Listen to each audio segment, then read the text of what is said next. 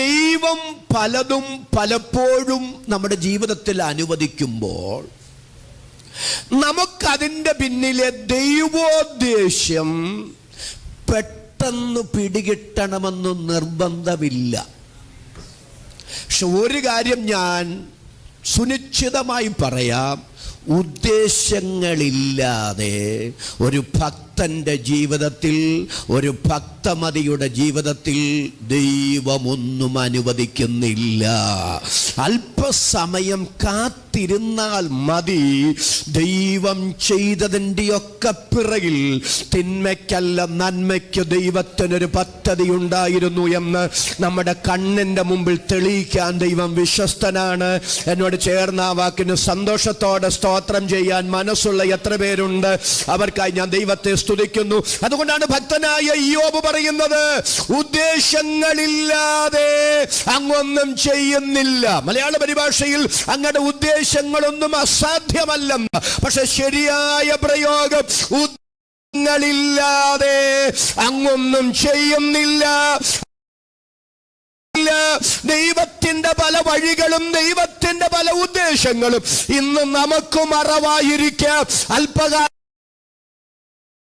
അതിന്നതിനു വേണ്ടിയായിരുന്നു എന്ന് നമ്മുടെ കണ്ണിന്റെ മുമ്പിൽ തെളിയിച്ചു തരാൻ വിശ്വസ്തനായൊരു ദൈവത്തെയാണ് പ്രിയരെ ഇന്ന് രാത്രി നാം സ്തോത്രം ചെയ്ത് ആരാധിക്കുന്നത്.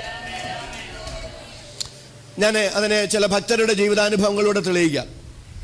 ചിലപ്പോഴൊക്കെ ഉണ്ടല്ലോ, തീവ്രമായ ചില വേദനകളിലൂടെ നമ്മൾ നടന്നു പോകാൻ ദൈവം സമ്മതിച്ചെന്ന് വന്നേക്കാം.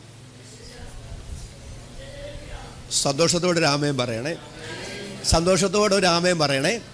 തീവ്രമായ ചില വേദനകളിലൂടെ, നൊമ്പരങ്ങളിലൂടെ നമ്മൾ കടന്നു പോകാൻ ദൈവം അനുവദിച്ചെന്ന് വരാം. പക്ഷേ ആ തീവ്ര വേദനയ്ക്കപ്പുറത്ത് ദൈവത്തിന് നമ്മളിലൂടെ ചെയ്യാനുള്ള ചില മാസ്റ്റർ പീസുകളുണ്ട്, ചില ദൈവിക പദ്ധതികളുണ്ട്. ഇന്ന് രാത്രി ദൈവം അത് നമ്മുടെ മുമ്പിൽ തെളിയിച്ചു തരും. പ്രിയരെ, ഞാൻ തിരുവഴുത്തിൽ നിന്ന് ഭക്തന്മാരെ നിങ്ങളുടെ മുമ്പിലേക്ക് എടുത്ത് പരിചയപ്പെടുത്തുമ്പോൾ പെട്ടെന്ന് ആ കാര്യം പിടികിട്ടും. അതുകൊണ്ടാണ് ഞാൻ നിങ്ങളെ എണ്ണിപ്പെറുക്കി പറയുന്നത്. ഉൽപ്പത്തി പുസ്തകം വായിക്കേണ്ട, ഉൽപ്പത്തി പുസ്തകം 22-ാം അധ്യായം. ഉൽപ്പത്തി പുസ്തകം 22-ാം അധ്യായത്തിൽ ദൈവം അബ്രഹാമിനോട് പറയുന്നു, അബ്രഹാമേ, നീ സ്നേഹിക്കുന്ന നിന്റെ ഏകനെ കൂട്ടിക്കൊണ്ട് മോറിയ ദേശത്ത് ഞാൻ അവനെ ഹോമയാഗം കഴിക്കണം. ദൈവത്തിനറിയണം, എന്തോ അറിയണം, അബ്രഹാം തൻ്റെ മകനായ ഇസഹാക്കിനെ യാഗം കഴിക്കുമോ എന്നറിയണം. അങ്ങനെ മാത്രം അറിയാനുള്ള ഒരു പരീക്ഷയായിരുന്നു. എവിടെങ്കിലും അങ്ങ് യാഗം കഴിക്കാൻ പറഞ്ഞ പോരെ? നിങ്ങളെല്ലാവരും എന്നോട് വരുന്നില്ല, പ്ലീസ് ഒന്നുകൂടെ ഒന്ന് സ്തോത്രം ചെയ്ത് വന്നേ, ഒന്ന് ചിന്തിച്ചു വന്നേ. ദൈവത്തിന് അറിയണം, എന്തോ അറിയണം? മക്കളൊന്ന് പറഞ്ഞേ, അബ്രഹാം തൻ്റെ മകനായ ഇസഹാക്കിനെ യാഗം കഴിക്കുമോ എന്നറിയണം. അത്രേ അറിഞ്ഞാൽ പോരെ? അതിനെവിടെങ്കിലും ഒരു സ്ഥലം അബ്രഹാമിന് ഇഷ്ടമുള്ളത് തിരഞ്ഞെടുത്തങ്ങ് ഹോമയാഗം പോരെ? പക്ഷെ അബ്രഹാമിന്റെ വീട് മുതൽ മോറിയ 3 ദിവസത്തെ വഴിദൂരം, ആ 3 ദിവസത്തെ വഴിദൂരം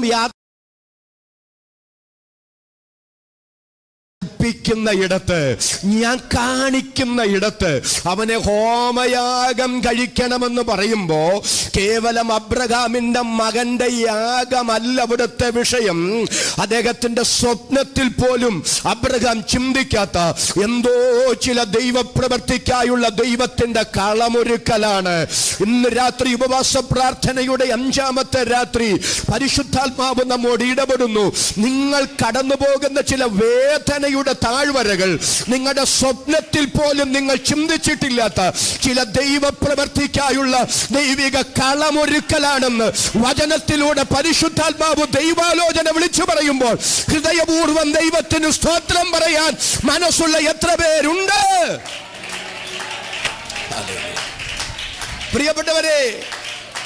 പ്രിയപ്പെട്ടവരെ, ശിക്ഷയേക്കാൾ ഭയങ്കരാണ് ശിക്ഷയ്ക്ക് വേണ്ടിയുള്ള പ്രതീക്ഷ. ഹലോ, ശിക്ഷയേക്കാൾ ഭയങ്കരാണ് ശിക്ഷയ്ക്ക് വേണ്ടിയുള്ള പ്രതീക്ഷ. ഒരു ഉദാഹരണം പറയും, മനസ്സിലാവും. ഇപ്പോഴത്തെ കുഞ്ഞുങ്ങൾക്ക് അത് എത്ര മാത്രം പിടികിട്ടുമെന്ന് എനിക്ക് അറിഞ്ഞുകൂടാ. പക്ഷെ നമ്മൾ പലരും അനുഭവിച്ചിട്ടുള്ള കാര്യം ഞാൻ പറയാം. ഒരു 5ാം ക്ലാസ് നിങ്ങളുടെ മനസ്സിലൊന്ന് സങ്കല്പിച്ച് നമ്മുടെ ആ കുഞ്ഞുനാളിലേക്ക് നമുക്കൊന്ന് പോകാം. ഒരു സ്കൂള്, 5ാം ക്ലാസ്സിൻ്റെ B ഡിവിഷൻ, 40 കുട്ടികൾ ആ ക്ലാസ്സിലുണ്ട്. മാത്തമാറ്റിക്സിൻ്റെ അധ്യാപകൻ ക്ലാസ് റൂമിലേക്ക് വന്നു. കുഞ്ഞുങ്ങളെല്ലാവരും ചാടി എഴുന്നേറ്റു, ഭയഭക്തി ബഹുമാനത്തോടെ കൈകൂപ്പി പിടിച്ച് ഗുഡ് മോർണിംഗ് സാർ പറഞ്ഞു. തിരിച്ച് കുഞ്ഞുങ്ങളെ നോക്കി സാറും ഗുഡ് മോർണിംഗ് പറഞ്ഞു. എന്നിട്ട് പ്ലീസ് സിറ്റ് ഡൗൺ പറഞ്ഞു. കുഞ്ഞുങ്ങളെല്ലാവരും ഇരുന്നു. സാറ് കുട്ടികളെ നോക്കി ചിരിച്ചു. പക്ഷെ കുട്ടികളാരും അത്ര വിശാലമായി സാറിനെ നോക്കി ചിരിച്ചില്ല. കാരണം അടുത്തത് എന്താ നടക്കാൻ പോകുന്നെന്ന് അവർക്ക് നല്ല ബോധ്യമുണ്ട്. ആ ക്ലാസ് റൂമിലൂടെ 1-2 പ്രാവശ്യം വലം വെച്ച് നടന്നിട്ട് അധ്യാപകൻ 1ാമത്തെ ആളുടെ അടുക്കൽ വന്ന് എഴുന്നേറ്റ് നിൽക്കാൻ പറഞ്ഞ് അവൻ എഴുന്നേറ്റ് നിന്നു. സാർ അവനോട് ചോദ്യം ചോദിച്ചു. അവൻ ഗുണവും ദോഷവും മറുപടി ഒന്നും പറഞ്ഞില്ല. 40 പേരോടും ചോദ്യം ചോദിച്ചു. ഏതാണ്ടൊക്കെ പറഞ്ഞു. അതൊന്നും ഉത്തരമായിരുന്നില്ല. കോപഗ്രാന്തനായ അധ്യാപകൻ മേശപ്പുറത്ത് വച്ചിരുന്ന ചൂരൽ തൻ്റെ കയ്യിലെടുത്ത് 1ാമൻ്റെ അടുക്കൽ വന്ന് നിന്ന് പറഞ്ഞു, കൈ നീട്ടാൻ പറഞ്ഞു. നമ്മളിൽ പലരും കൈ നീട്ടി നിന്നിട്ടുള്ളതുപോലെ കണ്ണടച്ച് കഴുത്തും തിരിച്ച് അവനിങ്ങനെ കയ്യും നീട്ടി നിൽക്കുകയാണ്. അവനങ്ങനെ കയ്യും നീട്ടി നിൽക്കുമ്പോൾ അധ്യാപകന്റെ ചൂരൽ അന്തരീക്ഷത്തിലേക്ക് ഉയർന്നു. 2 അടി അവന്റെ കൈവെള്ളയിൽ വന്നു വീണു. അടി കിട്ടിയതും വേദന കൊണ്ട് അവൻ കൈതിരുമ്മി. അവൻ വേദന കൊണ്ട് കൈതിരുമ്മുമ്പോൾ ബാക്കി 39 പേരും കൈതിരുമുക. അവർക്കിട്ട് ആർക്കിട്ടും അടി കിട്ടിയത് കൊണ്ട് കൈതിരുമുന്നതല്ല, കിട്ടാൻ പോകുന്നത് കൊണ്ട് കൈതിരുമുന്നതാണ്. 2ാമനെ അടിച്ചു, 3ാമനെ അടിച്ചു. 39ാമത്തവൻ്റെ അടുക്കൽ അടി വന്നു. നിങ്ങൾ അവൻ്റെ നിപ്പ് കണ്ടോ? വേർത്തു കുളിച്ച് കണ്ണടച്ച് കഴുത്തും തിരിച്ച് കയ്യും നീട്ടി അവനങ്ങനെ നിൽക്കുകയാണ്. അവൻ കയ്യും നീട്ടി നിൽക്കുമ്പോൾ 40ാമത്തവൻ അടുത്തത് എനിക്കിട്ടാണല്ലോ നോർത്ത് കൈ ഇങ്ങനെ തിരുമി നിൽക്കുകയാണ്. 40ാമത്തവൻ കയ്യും തിരുമി നിൽക്കുമ്പോൾ 39ാമത്തവൻ കയ്യും നീട്ടി നിൽക്കുമ്പോൾ 1ാമനും 2ാമനും അടി നേരത്തെ കിട്ടിയതിനാലും അടിയുടെ വേദന പോയതിനാലും സാറ് പുറകിലാകിയാലും അവന്മാർ പേപ്പർ കീറി ബോട്ട് കൂട്ടിക്കൊണ്ടിരിക്കുകയാണ്. നേരെ തിരിച്ച് അടി 40ാമത്തവനെ തൊട്ട് തുടങ്ങിയിരുന്നെങ്കിൽ 1ാമൻ കയ്യും തിരുമി നിന്നേനെ, 2ാമൻ കയ്യും നീട്ടി നിന്നേനെ. 39ാമത്തവനും 40ാമത്തവനും അടി നേരത്തെ കിട്ടി അടിയുടെ വേദന പോയി സാറ് മുൻപിലാകയാൽ അവന്മാര് പേപ്പർ കീറി ബോട്ടുണ്ടാക്കിയേനെ. ഞാൻ പറഞ്ഞത് ശിക്ഷയേക്കാൾ ഭയങ്കരമാണ്. എല്ലാവരും എന്നോടൊന്ന് ചേർന്ന് പറഞ്ഞ്, ശിക്ഷയേക്കാൾ ഭയങ്കരമാണ് ശിക്ഷയ്ക്ക് വേണ്ടിയുള്ള പ്രതീക്ഷ. ഈ പശ്ചാത്തലത്തിൽ വേണം കേട്ടോ അബ്രഹാമിന്റെ 3 ദിവസത്തെ യാത്ര മനസ്സിലാക്കാൻ. ആ മനുഷ്യന്റെ യാത്രയെ ഞാൻ ഇങ്ങനെ പറയും, നെരിപ്പോടിൻ്റെ അകത്തൂമി നീറുന്നത് പോലെ മനുഷ്യൻ നീറുകയാണ്. സ്വന്തം ഭാര്യ സാറായോട് പറയാൻ പറ്റുന്നില്ല എവിടേക്ക് പോകുന്നു, എന്തിനു പോകുന്നു എന്ന്. കൂടെ 3 ദിവസമായി ഭൃത്യന്മാരുണ്ട്, അവരോട് പറയാൻ പറ്റുന്നില്ല എവിടേക്ക് പോകുന്നു, എന്തിനു പോകുന്നു എന്ന്. അവസാനം അവരെ താഴ്വരയിൽ നിർത്തിയിട്ട് ആ മകനുമായി മോറിയ മലയുടെ കയറ്റം കയറുമ്പോൾ മകൻ ചോദിക്കുന്നൊരു ചോദ്യമുണ്ട്. അപ്പാ തീയുണ്ട്. എല്ലാവരും ഒരുമിച്ചൊന്ന് സ്തോത്രം ചെയ്ത് പറഞ്ഞ്, അപ്പാ തീയുണ്ട്, വിറകുണ്ട്, ഹോമയാഗത്തിനുള്ള ആട്ടിൻകുട്ടി എവിടെ? അതിന് അബ്രഹാമിന്റെ മറുപടി പിന്നീട് നമുക്ക് ആ ഭാഗത്തേക്ക് വരാം. യഹോവ മകനെ, യഹോവ തനിക്ക് ഹോമയാഗത്തിന് ഒരാട്ടിൻകുട്ടിയെ കരുതിക്കൊള്ളും. പലപ്പോഴും നമ്മൾ പറയുന്നത് അതൊരു വിശ്വാസത്തിന്റെ പദമാണെന്ന. ഞാനതിനെ എതിർക്കുന്നില്ല, വിശ്വാസത്തിന്റെ പദമാകാം. പക്ഷെ അതിനൊരു മറുവശം കൂടെ ഉണ്ട്. കുഞ്ഞേ, നീയാണ് യാഗവസ്തു എന്ന് അപ്പനും മകനോട് പറഞ്ഞാൽ കൊള്ളാമെന്നുണ്ട്.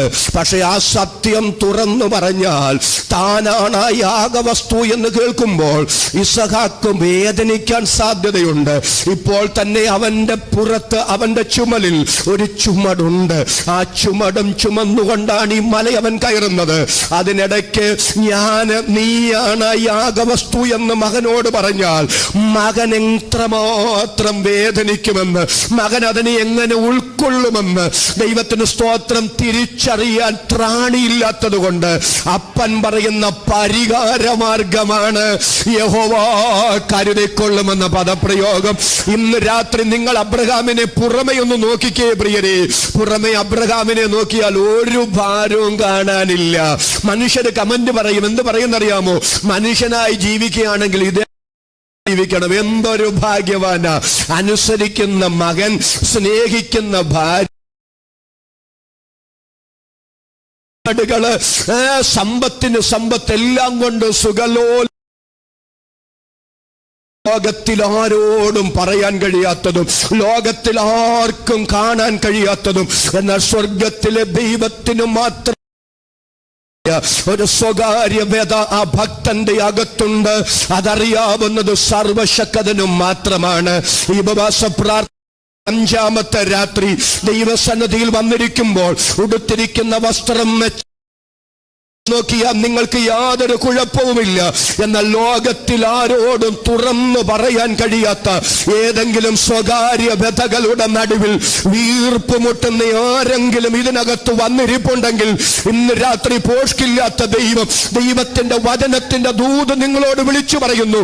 ആരോടും ഷെയർ ചെയ്യാൻ കഴിയാത്ത, ഇന്ന് രാത്രി ആർക്കും തിരിച്ചറിയാൻ കഴിയാത്ത ചില സ്വകാര്യ വ്യതകളുടെ നടുവിൽ നെടുവീർപ്പിടുന്നവരോട് പരിശുദ്ധാത്മാവ് പറയുന്നു, നിങ്ങൾ നാളുകളായി കൊണ്ടു നടക്കുന്ന ചില സ്വകാര്യ വ്യതകളുടെ നടുവിൽ ഒരു ദൈവപ്രവൃത്തി നമ്മിൽ വെളിപ്പെടാൻ പോകുകയാണ്.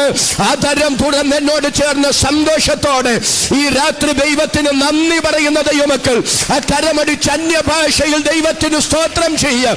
ആരോടും തുറന്നു പറയാൻ കഴിയാത്ത ചില സ്വകാര്യ വ്യതകളിൽ നാളുകളായി വീർപ്പുമുട്ടുന്ന ചിലർക്ക് വേണ്ടി എന്റെ ദൈവത്തിന്റെ പ്രവൃത്തി പരിശുദ്ധാത്മാവ് വെളിപ്പെടുത്തുമെന്ന് ഈ രാത്രി ദൈവാത്മാവ് ഉറപ്പു തരികയാണ്.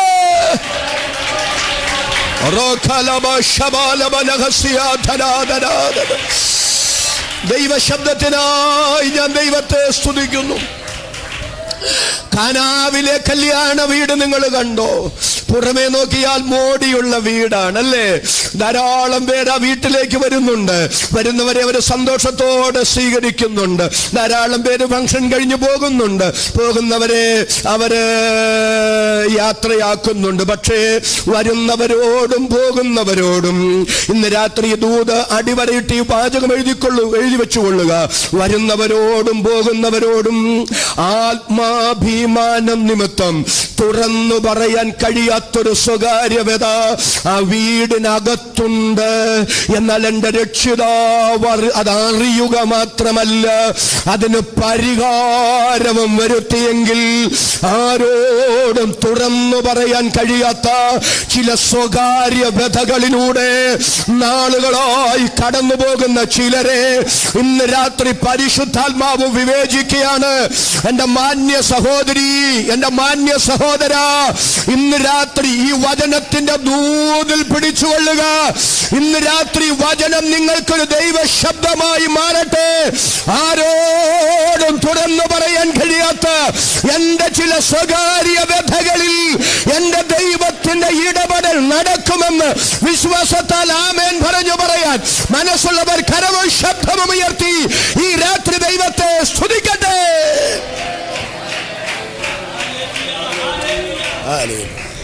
എനിക്കിഷ്ടമാണ് ഇങ്ങനെ വചനത്തിന്റെ പ്രകാശനത്തിൽ സംസാരിക്കാൻ. ദൈവാത്മാവ് എന്നോടൊരു ദൂത് പറയുകയാണ്. പലരും ദൂത് പറഞ്ഞു കാണും. പക്ഷെ ചില സമയത്തൊരു ദൈവശബ്ദം കൊതിച്ചു വന്ന് തകർന്നിരിക്കുന്ന നമ്മോട്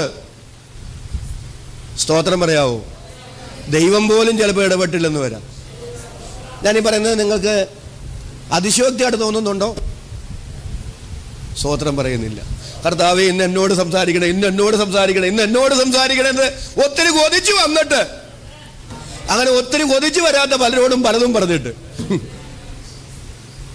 നമ്മോട് ചിലപ്പോ ദൈവം അങ്ങനെ കാര്യമായി ഇടപെടാതെ നിശബ്ദത പുലർത്തിയെന്ന് വരാം. ദൈവത്തിന്റെ നിശബ്ദത പോലും. ഒരാമേൻ പറയാമോ? പലപ്പോഴും നമുക്ക് വേദനയായി മാറാറുണ്ട്. ഇന്ന് രാത്രി അങ്ങനെ വേദന ഉള്ളിൽ ഒതുക്കി വന്നിട്ടുള്ള ആരെങ്കിലും ഉണ്ടോ? പരാതികളും പരിഭവങ്ങളുമായിട്ട് വന്നിരിക്കുന്ന ആരെങ്കിലും ഉണ്ടോ? ഇന്ന് രാത്രി ഞാൻ പറയാം, ചിലപ്പോ ദൈവം പോലും ആ കാര്യം പലർക്കും മറച്ച് വെച്ചെന്ന് വരാം. അങ്ങനെ ദൈവം മറച്ചു വെക്കുവോ? ഒരു ആമേനെന്ന് പറഞ്ഞു ഞാനത് തെളിയിച്ചു തരാം. നമുക്ക് വേദവസ്തുവല്ലേ തെളിവ്. ഈ എന്തോ ദൈവാത്മാവിനെ അങ്ങനെ അങ്ങ് നടത്തുന്നുണ്ടാ. എലീശ ശൂനേമിലേക്ക് പോകേണ്ടി വന്നു അല്ലേ? പോയപ്പോ ധനികയായ ഒരു സ്ത്രീ ആ ദൈവ മനുഷ്യനെ വീട്ടിൽ കൈക്കൊണ്ടു നിർബന്ധിച്ച് ഭക്ഷണം കൊടുത്തു. പിന്നെ എലീശ അതുവഴി പോകുമ്പോഴെല്ലാം വീട്ടിൽ കയറും. ഒരു ദിവസം അവള് തന്റെ ഭർത്താവിനോട് പറഞ്ഞു, കൂടെ കൂടെ നമ്മുടെ വഴിയായി പോകുന്ന ഈ ദൈവമനുഷ്യനുണ്ടല്ലോ, അദ്ദേഹം വിശുദ്ധനായൊരു ദൈവമനുഷ്യനാണ്, നമുക്ക് അദ്ദേഹത്തെ വീട്ടിൽ താമസിപ്പിക്കണം. അതുകൊണ്ടൊരു വീട്, ഒരു മുറിയെ, മേശ, കട്ടില്, വിളക്ക്, അനുബന്ധ ക്രമീകരണങ്ങളെല്ലാം ചെയ്തു കൊടുത്തു. ഒരു ദിവസം എലീശ ആ വീട്ടിൽ പാർക്കും അളവിൽ ഗേഹസിയോട് പറഞ്ഞു, ഗേഹസിയെ, എൻ്റെ നാടൻ ഭാഷ ചേർത്ത് പറയാണ്, ഗേഹസിയെ, ഇത്ര നാളായിട്ട് ഈ വഴി പോകുമ്പോഴെല്ലാം നമുക്ക് ഭക്ഷിക്കാൻ തരുന്നു, കുടിക്കാൻ തരുന്നു, മാത്രമല്ല നമുക്ക് വേണ്ടി ഇത്രയും ത്യാഗം സഹിച്ച് ഒരു മുറിയൊക്കെ പണിത് നമ്മൾ ഇത്രയും ആത്മാർത്ഥമായി ഈ കുടുംബം കരുതിയിട്ട് സ്നേഹിച്ചിട്ട് ബഹുമാനിച്ചിട്ട് വല്ല പ്രത്യുപകാരവും നമ്മിൽ നിന്ന് ഇവർക്ക് ഉണ്ടാകണ്ടേ? അതുകൊണ്ട് അവളെ വിളിക്കാൻ പറഞ്ഞു. ഗേഹസി അവളെ വിളിച്ചു. അവൾ വന്ന് എലീശയുടെ മുമ്പിൽ ചെന്നപ്പോൾ എലീശ ചോദിച്ചു, ഞാൻ നിന്നെക്കുറിച്ച് രാജാവിനോടോ സൈന്യാധിപനോടോ വല്ലതും പറയേണ്ടതായിട്ടുണ്ടോ എന്ന് പറഞ്ഞാൽ, എൻ്റെ ശുപാർശ കൊണ്ട് നിനക്ക് വല്ല ഭൗതിക നേട്ടങ്ങളും വല്ല കാര്യങ്ങളും രാജാവിൽ നിന്നോ സൈന്യാധിപനിൽ നിന്നോ സാധിക്കാനുണ്ടോ? ഉടനെ ഇവള് പറയുകയാണ്, എന്താ പറയുന്നറിയാവോ, ഞാൻ എൻ്റെ സ്വജനത്തിൻ്റെ നടുവിൽ പാർക്കുന്നു. അർത്ഥം എന്താണെന്നറിയാവോ, ഞാൻ ഒറ്റയ്ക്കല്ല, ആവശ്യത്തിന് ഇപ്പോൾ പണമൊക്കെ ഉണ്ട്, തന്നെയല്ല എനിക്കൊരു കാര്യം ഉണ്ടായാൽ ഓടി വരാൻ 10 പേര് എനിക്കിവിടെ ഉണ്ട്, ബന്ധുവലോ ഉണ്ട്.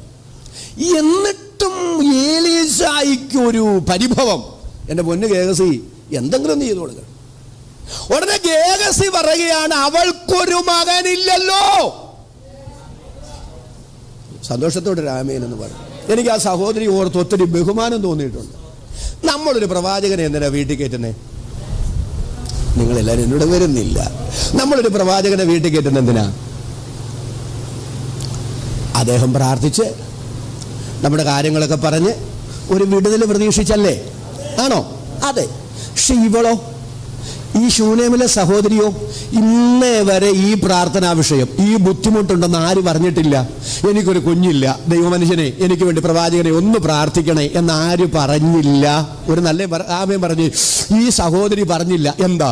ഇവൾ ആ പ്രവാചകനെ വീട്ടിൽ കയറ്റിയത് ആ പ്രവാചകൻ പ്രാർത്ഥിച്ച് തനിക്ക് എന്തെങ്കിലും കാര്യസാധ്യം ഉണ്ടാകണം എന്ന് പ്രതീക്ഷിച്ചല്ല, ദൈവത്തെ സ്നേഹിച്ചും ദൈവമനുഷ്യനെ ബഹുമാനിച്ചുമാണ്. ഇന്ന് രാത്രി ഞാൻ പറയാം, നാം ചെയ്യുന്നതെല്ലാം ദൈവത്തോടുള്ള ബഹുമാനം കൊണ്ടായിരിക്കണം, കർത്താവിനോടുള്ള സ്നേഹം കൊണ്ടായിരിക്കണം. പകലത്തെ ദൂത് ഞാൻ ഒന്നുകൂടെ ആവർത്തിച്ചു പറയുകയാണ്, സ്വാർത്ഥതയുടെ കണിക പാടില്ല. നാം ചെയ്യുന്നതെല്ലാം കർത്താവിനെന്ന വണ്ണം ചെയ്യണം. കരമുയർത്തി എന്നോട് ചേർന്ന് സന്തോഷത്തോടെ ആമേൻ പറയാൻ എത്ര പേർക്ക് മനസ്സുണ്ട്? ഇവള് ദൈവ മനുഷ്യനെ വീട്ടിൽ കയറ്റിയത് തനിക്കെന്ത് നേട്ടമുണ്ടാകുമെന്ന ചിന്തയിലല്ല.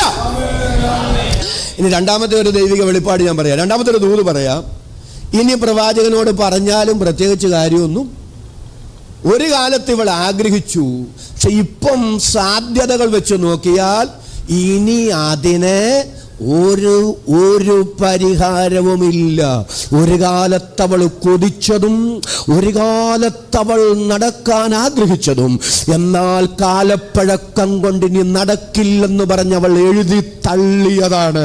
ഇനി പ്രവാചകനോട് പറഞ്ഞിട്ടും കാര്യമില്ല, ഇനി അതിന് പരിഹാരമില്ലെന്ന് അവൾ ചിന്തിച്ച വിഷയം എഴുതി തള്ളിയതാണ്. പക്ഷെ എഴുതി തള്ളിയ വിഷയം അവൾ അങ്ങോട്ട് ആവശ്യപ്പെടാതെ തന്നെ ആ വിഷയത്തിലുണ്ട് ദൈവം ഒരു ഇടപെടൽ നടത്തിയെങ്കിൽ, ഇന്ന് രാത്രി ഈ ഉപവാസ പ്രാർത്ഥനയുടെ 5ാമത്തെ രാത്രി ദൈവത്തിന്റെ പരിശുദ്ധാത്മാവ് പറയുകയാണ്, ഒത്തിരി നിങ്ങൾ പ്രാർത്ഥിച്ച് ഒത്തിരി പ്രതീക്ഷയോടെ കാത്തിരുന്നു, എന്നാൽ പ്രതീക്ഷിച്ച സമയത്തൊരു മറുപടി ഉണ്ടാകായ നിമിത്തം ഇനി ആ വിഷയങ്ങൾക്കൊന്നും മറുപടിയില്ലെന്ന് പറഞ്ഞ് എഴുതി തള്ളിയവരുണ്ടെങ്കിൽ ഇന്ന് രാത്രി ആത്മാവ് ദൂത് പറയുന്നു, പ്രാർത്ഥനാ വിഷയങ്ങൾ പൊടി തട്ടിയെടുത്തുകൊള്ളുക. പ്രതീക്ഷ നഷ്ടപ്പെടുത്തിയ നിങ്ങൾ എഴുതി തള്ളിയ ഇടപെടലുകൾ സത്യമായി സംഭവിക്കും. വിശ്വാസത്തെ സ്തോത്രം പറയുന്ന എത്ര പേരുണ്ട്? ദൈവത്തിന് സത്യമായത് ഒന്നുമില്ല.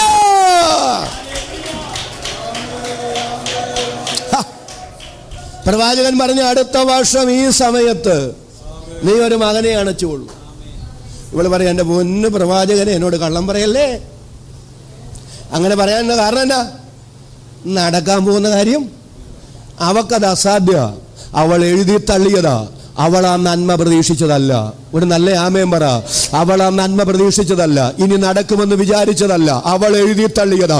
ഇന്ന് രാത്രി ഞാൻ പറയാം, നിങ്ങളുടെ അജണ്ടയിൽ ഇല്ലെങ്കിലും, നിങ്ങളുടെ പദ്ധതിയിൽ ഇല്ലെങ്കിലും ചിലത് നിങ്ങൾക്ക് കൊണ്ടുവന്ന് തരണമെന്ന് ദൈവത്തിന്റെ ഹിതത്തിനകത്തുണ്ടെങ്കിൽ, നമ്മുടെ പ്രതീക്ഷകൾക്ക് വിരുദ്ധമായി, നമ്മുടെ കണക്കുകൂട്ടലുകൾക്ക് അപ്പുറമായി ചിലത് കൊണ്ടുവന്ന് തരാൻ എന്റെ ദൈവം വിശ്വസ്തനാണെന്ന് ഇന്ന് രാത്രി ആത്മാവ് ദൂത് പറയുന്നു.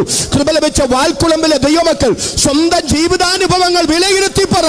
ഒന്നും ഞാൻ ആഗ്രഹിച്ച് ഞാൻ നേടിയെടുത്തതല്ല, എല്ലാം എന്റെ ദൈവം കരുണയാൽ എനിക്ക് കൊണ്ടുവന്ന് തന്നതാണെന്ന് ഹൃദയപൂർവ്വം സ്തോത്രം ചെയ്ത് പറയാൻ മനസ്സുള്ള ദൈവമക്കൾ കരമുയർത്തി ഒരിക്കൽ കൂടി ഈ രാത്രി ദൈവത്തിന് ആരാധന അർപ്പിക്കാൻ ദൈവ ശബ്ദത്തിനായി ഞാൻ ദൈവത്തെ സ്തുതിക്കുന്നു.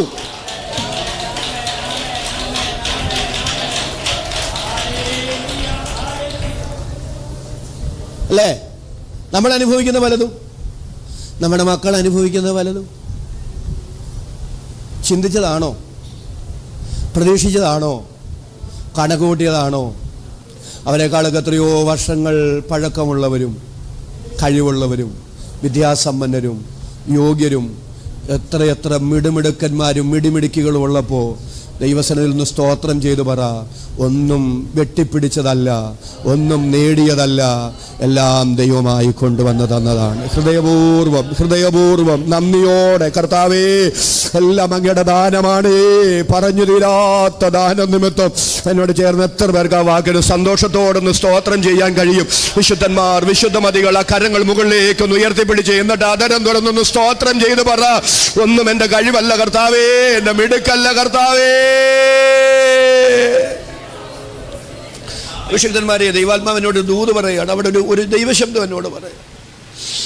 അബ്രഹാം ഈ 318 അഭ്യാസികളുമായി പോയി 4 രാജാക്കന്മാരെ പരാജയപ്പെടുത്തി തിരിച്ചു വരുന്ന സമയത്ത് മൽക്കിസദേക്ക്, ശാലേം രാജാവ് മൽക്കിസദേക്ക് അപ്പവും വീഞ്ഞുമായി അബ്രഹാമിനെ എതിരേറ്റ് വന്ന് പറയുന്ന ഒരു പദം നിങ്ങൾ ശ്രദ്ധിച്ചിട്ടുണ്ടോ? നിന്റെ ശത്രുക്കളെ, അറിയാവുന്നവരൊന്ന് സ്തോത്രം ചെയ്ത് പറഞ്ഞ്, നിന്റെ ശത്രുക്കളെ നിന്റെ കയ്യിൽ ഏൽപ്പിച്ചു തന്ന ദൈവം.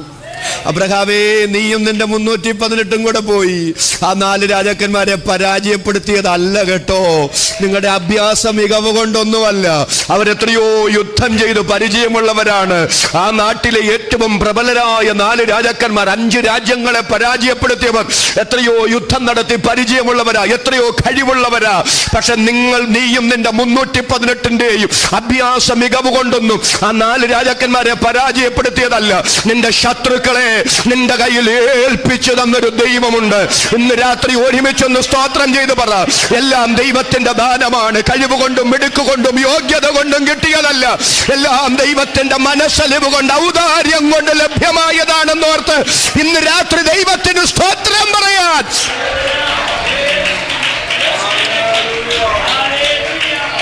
ഹൃദയപൂർവ്വം ഇന്ന് രാത്രി ഞാൻ പറയാം. അർഹതയില്ലാത്ത സ്ഥാനത്ത് ദൈവം എന്നോട് കാണിച്ച ആദരവാണ് ഞാനും എൻ്റെ തലമുറയും ഇന്ന് അനുഭവിക്കുന്നതെന്ന് ഉറപ്പുണ്ടെങ്കിൽ സ്ഥിതി മാറുമ്പോൾ മനോഭാവം മാറില്ല. അഹങ്കാരം തലയ്ക്ക് പിടിക്കില്ല. ദൈവമാണ് ദൈവമാണ് അനുഗ്രഹിച്ചതെന്നും ദൈവമാണ് ഉയർത്തിയതെന്നും അർഹതയില്ലാത്ത സ്ഥാനത്ത് ഇതൊക്കെ തന്നത് ദൈവമാണെന്നും ഇന്ന് രാത്രി പൂർണ്ണ ബോധ്യമുണ്ടെങ്കിൽ ഉയർത്തപ്പെടും തോറും വിനയപ്പെടും, അനുഗ്രഹിക്കപ്പെടും തോറും ദൈവത്തോട് നന്ദിയുള്ളവനായി മാറും. എത്ര പേർക്ക് ആമേൻ പറയാൻ ഈ രാത്രി മനസ്സുണ്ട്? അങ്ങനെ ഒരു മനസ്സ്, അങ്ങനെ ഒരു സമർപ്പണം എന്നിൽ നിന്ന്, നിങ്ങളിൽ നിന്ന് ഈ രാത്രി ദൈവം പ്രതീക്ഷിക്കുന്നു.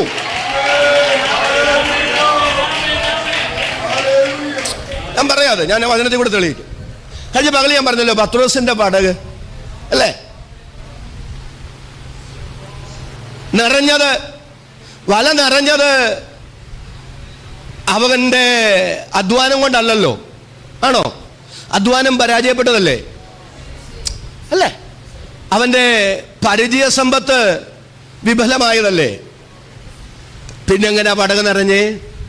പിന്നെങ്ങനെ വല നിറഞ്ഞേ? അവന്റെ അധ്വാനം കൊണ്ടല്ല, അവന്റെ പരിചയം കൊണ്ടല്ല.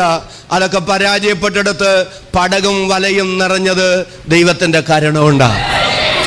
ആ പടകും വലയും നിറഞ്ഞ പത്രോസ് കർത്താവിനോട് പറയുന്നത്, കർത്താവേ നാളെയും വരണേ,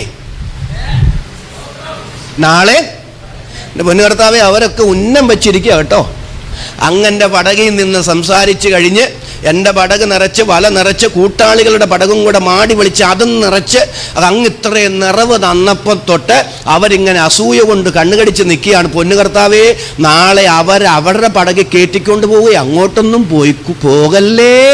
അങ്ങേക്കറിയാമല്ലോ ഞാൻ ഈ പടക് തന്നത് ഇത്രയും നിറയൊന്നൊന്നും പ്രതീക്ഷിച്ചൊന്നുമല്ല, ഞാൻ നല്ല മനസ്സുകൊണ്ട് തന്നതാണ്. എൻ്റെ പൊന്നു കർത്താവേ, അതെന്നോർത്തോണേ.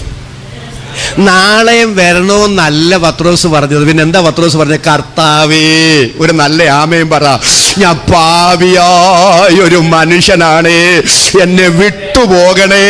അർത്ഥം എന്നാന്നറിയോ? എൻ്റെ പൊന്നു കർത്താവേ, അർഹതയില്ലാത്ത ഈ നന്മയൊക്കെ എൻ്റെ പടകിനകത്തും വലയ്ക്കകത്തും തരാൻ ഞാൻ യോഗ്യനല്ലേ. എൻ്റെ അർഹതയ്ക്ക് കിട്ടിയ അംഗീകാരമല്ലേ. അർഹതയില്ലാത്ത സ്ഥാനത്ത് ദൈവം എന്നോട് കാണിച്ച കരുണയാണ്.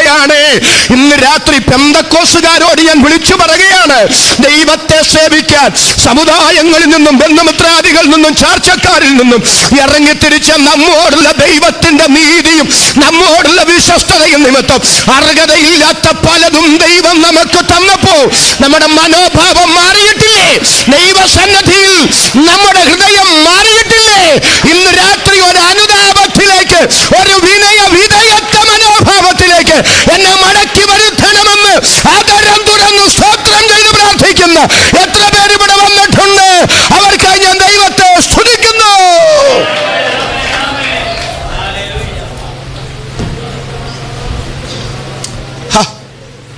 എൻ്റെ ഹൃദയം നന്ദിയാൽ നിറയുന്നു. അവൾക്കൊരു കുഞ്ഞുണ്ടായി. അത് ഒന്ന് വിശദീകരിച്ച് നമ്മൾ ദൈവം മറച്ചു വെക്കുന്ന കാര്യം പറഞ്ഞപ്പോഴല്ലേ കുഞ്ഞുണ്ടായി. ആ കുഞ്ഞ് പെട്ടെന്ന് ഈ ലോകത്തുനിന്ന് മാറ്റപ്പെട്ടു. ഏലീശായുടെ കട്ടിൽ കുഞ്ഞിനെ കിടത്തിയിട്ട് ഈ സഹോദരി ഏലീശായുടെ അടുക്കിലേക്ക് ചെല്ലുക. ദൂരവേ നിന്ന് ഏലീശ അവളെ കണ്ടു. ഗേഹസിയോട് എന്ന് ചോദിച്ചു. ഗേഹസിയോട് പറയാണ്, അവളോട് ചെന്ന് ചോദിച്ചു, കുഞ്ഞിന് സുഖമാണോ? ഭർത്താവിന് സുഖമാണോ? നിനക്കും സുഖമാണോ? ഗേഹസി ഒന്ന് ചോദിച്ചു, എങ്ങനെയുണ്ട്? കുഞ്ഞു സുഖം, ഭർത്താവിന് സുഖം, എനിക്കും സുഖം. പക്ഷെ അല്പസമയം കഴിഞ്ഞ് ഏലീശായുടെ അടുക്കൽ ചെന്ന് ഏലീശായുടെ കാലിലോട്ട് അവൾ വീണു. ഏങ്ങി മോങ്ങി കരയാൻ തുടങ്ങി. ഗേഹസി അവളെ പിടിച്ചു മാറ്റാൻ ചെല്ലുമ്പോൾ ഏലീശ പറയുന്നൊരു പദമുണ്ട്, ഒരു ആമേൻ പറയാമോ? അവൾക്ക് വലിയ മനോവ്യസനമുണ്ട്. ഒരു നല്ല ആമേൻ പറ. അവൾക്ക് വലിയ മനോവ്യസനമുണ്ട്. ആ കാര്യം യഹോവ എനിക്ക് മറച്ചു വെച്ചിരിക്കുന്നു. ആരായി പറയുന്നത്? ആരാം രാജാവ് അവന്റെ ശയനഗ്രഹത്തിൽ ചിന്തിക്കുന്ന കാര്യങ്ങൾ പ്രാർത്ഥനാ മുറിയിൽ വെളിപ്പെട്ട് കിട്ടി. ഇസ്രായേൽ രാജാവിനോട് ഇന്ന പ്രദേശങ്ങൾ സൂക്ഷിച്ചു കൊള്ളണം, അവിടെ സുരക്ഷ ശക്തമാക്കണമെന്ന് പറഞ്ഞ് ആരാമ്യ ആക്രമണത്തിൽ നിന്ന് ഇസ്രായേലിനെ വിടുവിച്ച അത്ര ഉന്നത വെളിപ്പാടുള്ള പ്രവാചകൻ എലീശയ്ക്ക് പോലും മാനസിക വ്യത എന്റെ ദൈവം വെളിപ്പെടുത്തി കൊടുത്തില്ല. ഇന്ന് രാത്രി ചിലപ്പോഴൊക്കെ മറ്റാർക്കും നമ്മുടെ തീവ്ര വേദനകൾ, നൊമ്പരങ്ങൾ തിരിച്ചറിയണമെന്ന് നിർബന്ധമില്ല. എന്നാൽ കൃപ ലഭിച്ച ദൈവമക്കൾ ഒരുമിച്ചൊന്ന് സ്തോത്രം ചെയ്തു പറ. മനുഷ്യരാരും എന്നെ അറിയേണ്ടതുപോലെ അറിയുന്നില്ലെങ്കിലും ആരിലും ഉപരി എൻ മനോഭാരങ്ങളെ അറിയുന്ന ഒരു കർത്താവ് എനിക്ക് വേണ്ടി ജീവിക്കുന്നു എന്ന് ആദരം തുറന്ന് സ്തോത്രം ചെയ്ത് ദൈവത്തോട് പറയാൻ മനസ്സുള്ള എത്ര പേരുണ്ട്? അവർക്കായി ഞാൻ ദൈവത്തെ സ്തുതിക്കുന്നു. ആരിലും എൻ മനോഭാരങ്ങളെ അറിയുന്ന വല്ലഭനുണ്ടെനിക്ക്. അല്ലേ? എത്ര മനോഹരമാണ്. ഒന്നൊന്ന് പാടാമോ? ആരിലും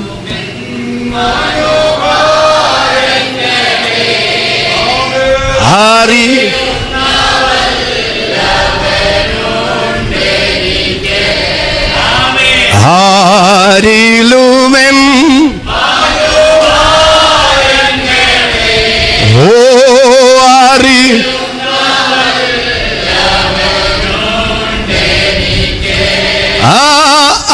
ആകുലത്തിൽ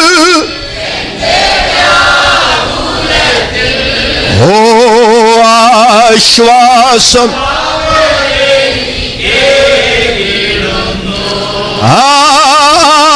ആകുലത്തിൽ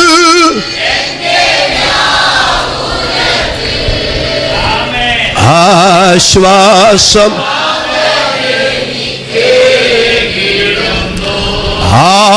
നടത്തിടുന്നു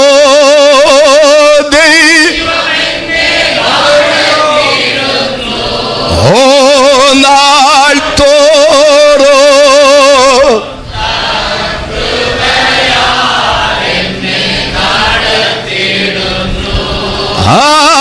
നാൾ തോറോ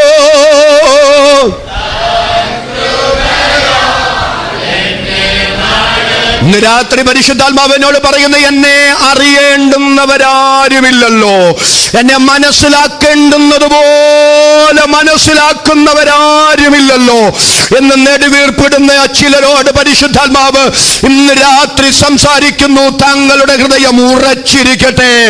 യഹോവയിങ്കൽ പ്രത്യാശ വയ്ക്കുക. ഒരുമിച്ചൊന്ന് സ്തോത്രം ചെയ്തു പറ. യഹോവയിങ്കൽ പ്രത്യാശ വയ്ക്കുക. നിന്റെ ഹൃദയം ഉറച്ചിരിക്കട്ടെ. ഇസ്രായേൽ ഒരിക്കൽ ഇങ്ങനെ പറഞ്ഞു, അബ്രഹാം ഞങ്ങളെ അറിയുന്നില്ല, യാക്കോബിന് ഞങ്ങളെ തിരിയുന്നതുമില്ല, എങ്കിലും യഹോവേ നീ യുഗാരംഭം മുതൽ ഞങ്ങളുടെ പിതാവ്, ഞങ്ങളുടെ വീണ്ടെടുപ്പുകാരൻ. അറിയേണ്ടുന്നവർക്ക് പലർക്കും നിങ്ങളെ അറിയാതിരിക്കുമ്പോൾ, തിരിയേണ്ടുന്ന പലർക്കും നിങ്ങളെ തിരിയാതിരിക്കുമ്പോൾ, മനസ്സിലാക്കേണ്ടുന്ന പലരും ആ നിലകളിൽ നിങ്ങളെ മനസ്സിലാക്കാതെ വരുമ്പോൾ, ഇന്ന് രാത്രി നിങ്ങളെ ഉള്ളതുപോലെ അറിയുന്നൊരു ദൈവം ഉയരത്തിലുണ്ടെന്ന് ഉറപ്പുണ്ടെങ്കിൽ എന്തിനു നിരാശ?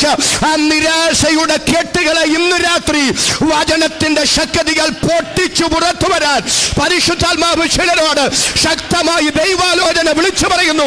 ചില നിരാശയുടെ കടങ്കെട്ടുകൾ, ദൈവം പോലും എന്നെ കൈവിട്ടു, ദൈവം പോലും നിന്നെ ഉപേക്ഷിച്ചു എന്ന ഹൃദയത്തിനകത്ത് തോന്നലുളവാക്കി നിന്നെ നിരാശപ്പെടുത്തുന്ന ആ പൈശാചിക പദ്ധതിയിൽ നിന്ന് ഇന്ന് രാത്രി പുറത്തു വരാൻ ദൈവാത്മാവ് ഇടപെടുന്നു.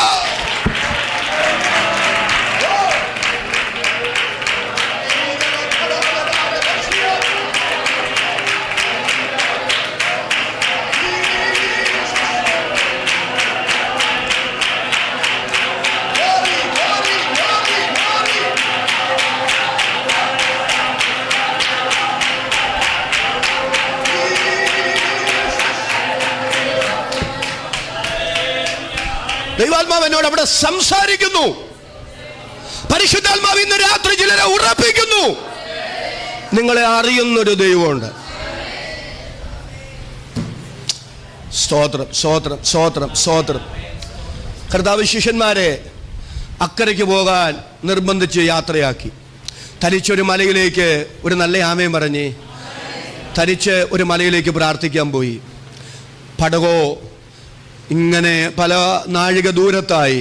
പക്ഷേ തിരയുടെ തള്ളിക്കയറ്റം കൊണ്ട്, കാറ്റ് വീശിയടിക്കുന്നത് കൊണ്ട്, തിര തള്ളിക്കയറുന്നത് കൊണ്ട് അവർക്ക് ഇനി യാത്ര ചെയ്യാനായിട്ട് സാധ്യമല്ല.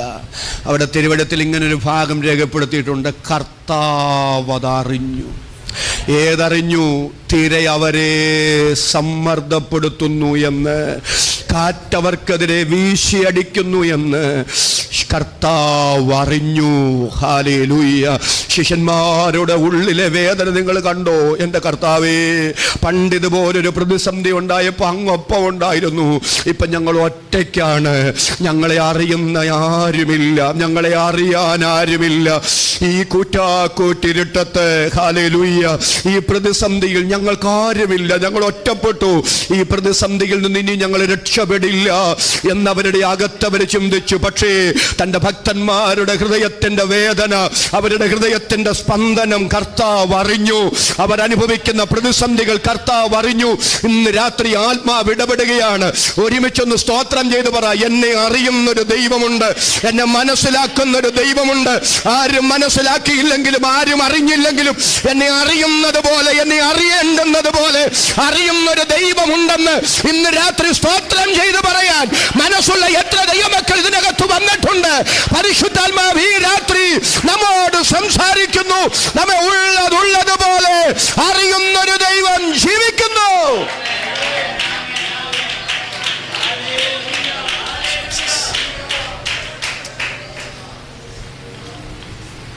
അപ്പനും മോനും കൂടെ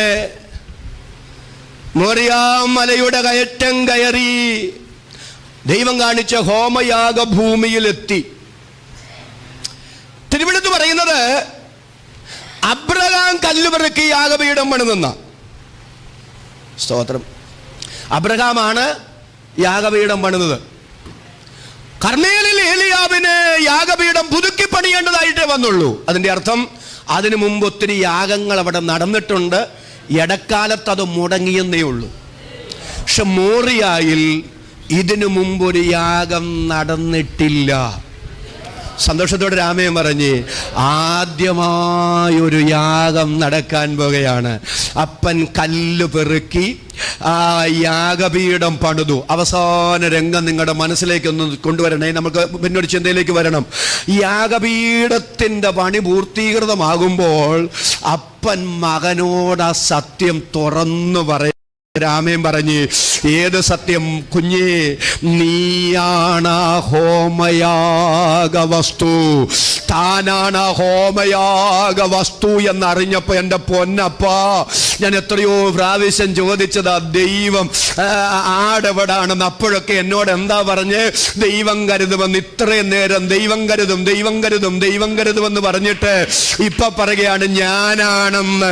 ഞാൻ ഒരിക്കലും അതിന് സമ്മതിക്കില്ലെന്ന് പറഞ്ഞ് ഇസഹാക്ക് ഒരിക്കലും ദൈവിക വെളിപ്പാടിനോട്, ദൈവ പദ്ധതിയോട് വിഘടിച്ചില്ല. തന്നെ കുറിച്ചുള്ള ദൈവ പദ്ധതി ഈ ഹോമയാഗപീഠത്തിൽ കൈകാലുകൾ കെട്ടപ്പെട്ട് ആമേൻ വിധേയപ്പെട്ട് കിടത്തപ്പെടണമെന്നാണ്. ഈ ഹോമയാഗവേദിയിൽ എരിഞ്ഞു തീരണമെന്നാണെന്ന് മനസ്സിലാക്കിയപ്പോൾ ആ സമ്പൂർണ്ണ ദൈവഹിതത്തിന് ഇസഹാക്ക് വിധേയപ്പെട്ടു കൊടുത്തു.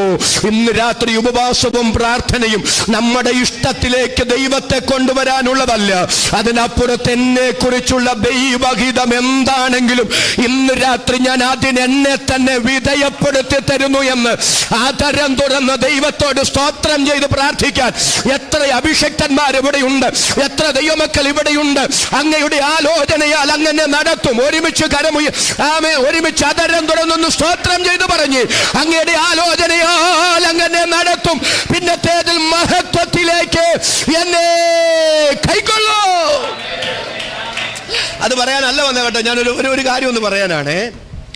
ഈ ഇസഹാക്കിന്റെ കൈകാലുകൾ കെട്ടി അവനെ യാഗപീഠത്തിൽ വെച്ചിട്ട് അബ്രഹാം അന്തരീക്ഷത്തിലേക്ക് കത്തി ഉയർത്തുമ്പോ ദൈവം പറയാണ്, അബ്രഹാമേ അബ്രഹാമേ ബാലന്റെ മേൽ. രാമേൻ പറഞ്ഞവരാ. അപ്പൊ ഞാൻ ചോദിക്കുന്നേ, ഇങ്ങനെ പറയാനായിരുന്നെങ്കിൽ പിന്നെ 3 ദിവസം ഈ തീ തീറ്റിക്കേണ്ട വല്ല കാര്യവും ഉണ്ടായിരുന്നു? സന്തോഷത്തോടെ രാമേൻ പറ.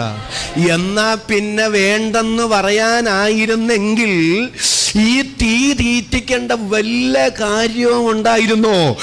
ദൈവം വെറുതെ ഒരു ഭക്തന്റെ കണ്ണ് നനയാൻ അനുവദിക്കില്ല. വെറുതെ നമ്മളുടെ മനസ്സ് വേദനിക്കാൻ എൻ്റെ ദൈവം അനുവദിക്കില്ല.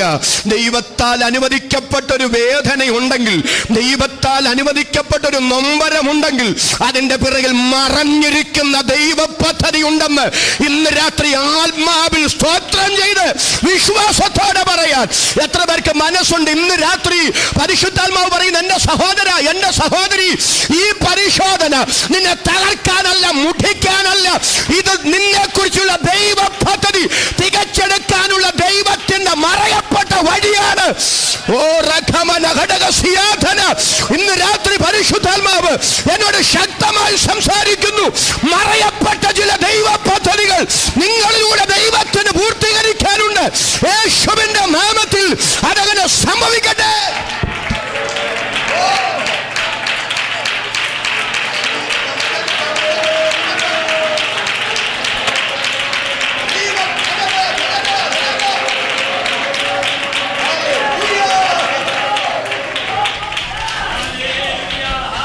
എന്താ അതിനകത്ത് ദൈവ പദ്ധതി?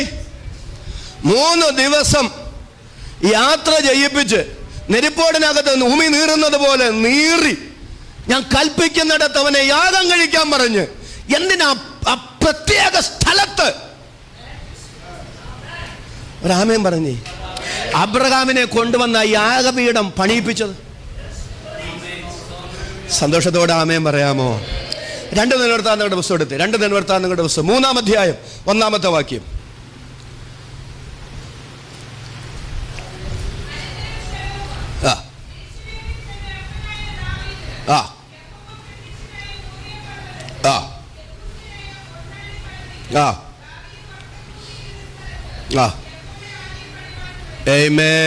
സന്തോഷത്തോടെ വാക്കിന് സന്തോഷത്തോടെ നല്ലൊരു ആമേൻ പറയാമോ? പോരാ, കരമുയർത്തി സന്തോഷത്തോടെ ദൈവത്തിന് നന്ദി പറയാം. അതൊന്ന് വിശദീകരിച്ചു തരാമേ. യെരൂശലേം ദൈവാലയം പണിതത്, കുഞ്ഞുങ്ങളും എല്ലാവരും ശ്രദ്ധിച്ചു കേട്ടോണം. യെരൂശലേം ദൈവാലയം പണിതത് ശലോമോനാണ്. മോറിയ പർവ്വതത്തിലാണ് എന്ത് പണിതത്? സ്തോത്രം ചെയ്ത് പറഞ്ഞ് യെരൂശലേം ദൈവാലയം പണിതത്. ആ സ്ഥലത്തിന് മറ്റൊരു പ്രത്യേകത കൂടെ പറയുന്നു, ഓർന്നാന്റെ കളം. ദാവീദ് വട്ടം കൂട്ടിയിരുന്ന സ്ഥലം. എന്ത് ഈ ഓർന്നാന്റെ കളം? അത് ഓടിച്ചൊന്ന് പറയാമേ, വിശദീകരിക്കത്തില്ല. ദാവീദ് രാജാവായപ്പോ സാത്താൻ തോന്നിപ്പിച്ചെന്ന് ജനത്തെ എണ്ണണമെന്ന്. ഒരാമേനൊന്ന് പറ. എല്ലാ തോന്നലുകളും ദൈവികമാകണമെന്നില്ല. പിശാചിനിടം കൊടുക്കരുത്. ഞാൻ പറയുന്നത് നിങ്ങൾക്ക് മനസ്സിലാവുന്നുണ്ടോ? ചിലപ്പോഴൊക്കെ പിശാച് നമ്മുടെ ആദരത്തെ അവന്റെ പദ്ധതിക്കായി കരുവാക്കും.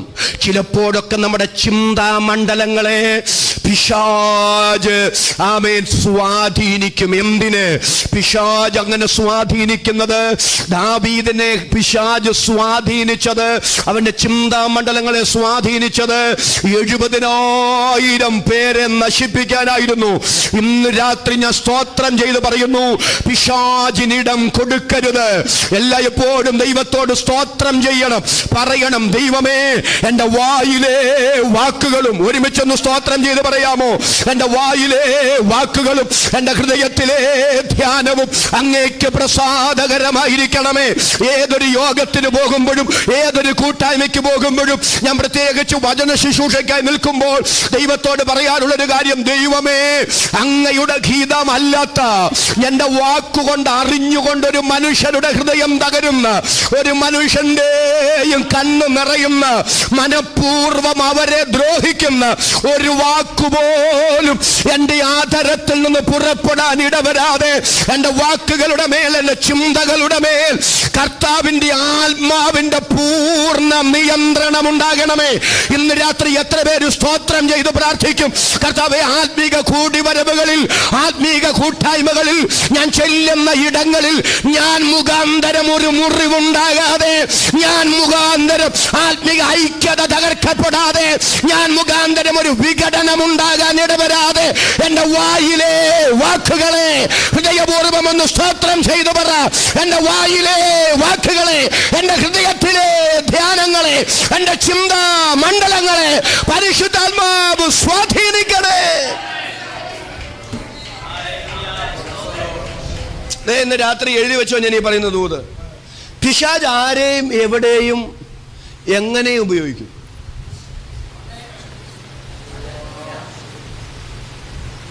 യേശുവിൻ്റെ അധികാരമുള്ള നാമത്തിൽ ഹല്ലേലൂയ. ഇന്ന് രാത്രി വചനം ശുശ്രൂഷിച്ചു കൊണ്ടിരിക്കും അളവിൽ ഹല്ലേലൂയ. ഏതെങ്കിലും വ്യക്തികൾ നിരപരാധികളാ, ഒരു നല്ല ആമേൻ പറ. വ്യക്തികൾ നിരപരാധികളാ, പക്ഷെ ആരെയും, ദാവീദ് മോശമൊന്നുമല്ല കേട്ടോ, ദൈവത്തിന്റെ ഹൃദയപ്രകാരമുള്ള മനുഷ്യനാ. ആ മനുഷ്യനെ പോലും പിശാച് കരുവാക്കി മാറ്റിയെങ്കിൽ ആരെയും പിശാച് കരുവാക്കും. അതുകൊണ്ട് മനുഷ്യരെ ഒരിക്കലും എഴുതി തള്ളരുത്, മനുഷ്യരോട് പക വെച്ചുകൊണ്ടിരിക്കരുത്. ഏതെങ്കിലും മേഖലകളിൽ പിശാച് സഭയുടെ വളർച്ചയ്ക്കോ നമ്മുടെ ആത്മിക ഐക്യതയ്ക്കോ ദേശത്തിന്റെ വിടുതലിനോ വിരോധമായി ഏതെങ്കിലും വ്യക്തികളെ സ്വാധീനിച്ച് ദൈവസഭാ മണ്ഡലങ്ങളിൽ ഇന്ന് രാത്രി നമ്മുടെ സെന്ററുകളിൽ, നമ്മുടെ സഭകളിൽ, ആ നിലകളിൽ വെല്ലുവിളിക്കുന്ന പൈശാചിക ശക്തികൾ ഉണ്ടെങ്കിൽ യേശു ക്രിസ്തുവിന്റെ നാമത്തിൽ ഈ ഉപവാസ പ്രാർത്ഥനകളിൽ എന്നും എന്നേക്കുമായി ആ പൈശാചിക ദുരാധിപത്യങ്ങളുടെ മേൽ പരിശുദ്ധാത്മാവ് നമുക്ക് ജയം കൽപ്പിക്കുന്ന രാത്രിയായി മാറട്ടെ. ദൈവവചന ശുശ്രൂഷയാൽ ഇന്ന് രാത്രി കർത്താവ് അത് ചെയ്യട്ടെ. വിശ്വാസത്താൽ സ്തോത്രം പറയുന്ന ഗ്ലോറി ഗ്ലോറി ഗ്ലോറി ഗ്ലോറി. ആത്മാവിൽ അധികാരം പ്രാപിച്ച അഭിഷക്തന്മാർ, ആത്മനിയോഗമുള്ള ദൈവമക്കൾ, ആദരം തുറന്ന ദുഷ്ടശക്തികളെ ഇന്ന് രാത്രി ആത്മാവിൽ നിന്ന് ശാസിച്ച് കരമടിച്ച് അന്യഭാഷയിൽ അല്പനിമിഷം ഈ രാത്രി ദൈവത്തെ സ്തുതിക്കുക.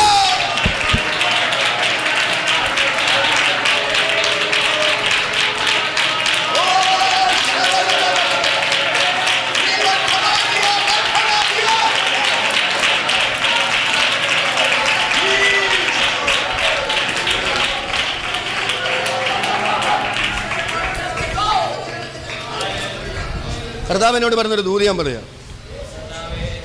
ഏത് നല്ല മനുഷ്യരെ പിശാച് ആർക്കെതിരെയും തിരിക്കും. ഒരാമേൻ പറയാവോ? ഏത് ദുഷ്ടമനുഷ്യരെ നല്ല പറഞ്ഞേ, ഏത് നല്ല മനുഷ്യരെയും പിശാച് കരുവാക്കും. ഒരിക്കലും അവരിൽ നിന്ന് പ്രതീക്ഷിക്കാത്ത വാക്കുകൾ നമ്മുടെ ഹൃദയത്തെ തകർക്കത്തക്ക നിലയിൽ, നമ്മളെ നൊമ്പരപ്പെടുത്തക്ക നിലയിൽ, ഇനി ഒരിക്കലും അവരുടെ മുഖത്തു നോക്കത്തില്ല എന്ന് നമ്മൾ തീരുമാനിക്കത്തക്ക നിലയിൽ ഉഗ്രമായ ക്രൂരമായ വാക്കുകൾ കൊണ്ട് പിശാച് മനുഷ്യരെ കരുവാക്കി നമ്മെ വേട്ടയാടിയെന്ന് വരാം.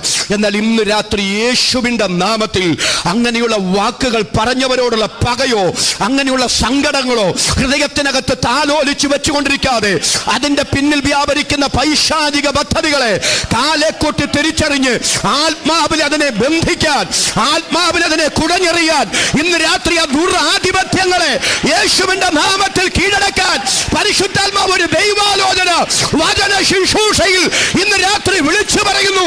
എന്നിൽ വ്യാപരിക്കുന്ന വചനത്തിന്റെ ശക്തിയാൽ, എന്നിൽ വ്യാപരിക്കുന്ന ആത്മശക്തിയാൽ ആ പൈശാചിക വ്യാപാരത്തെ ഈ രാത്രി ശാസിക്കുന്നു.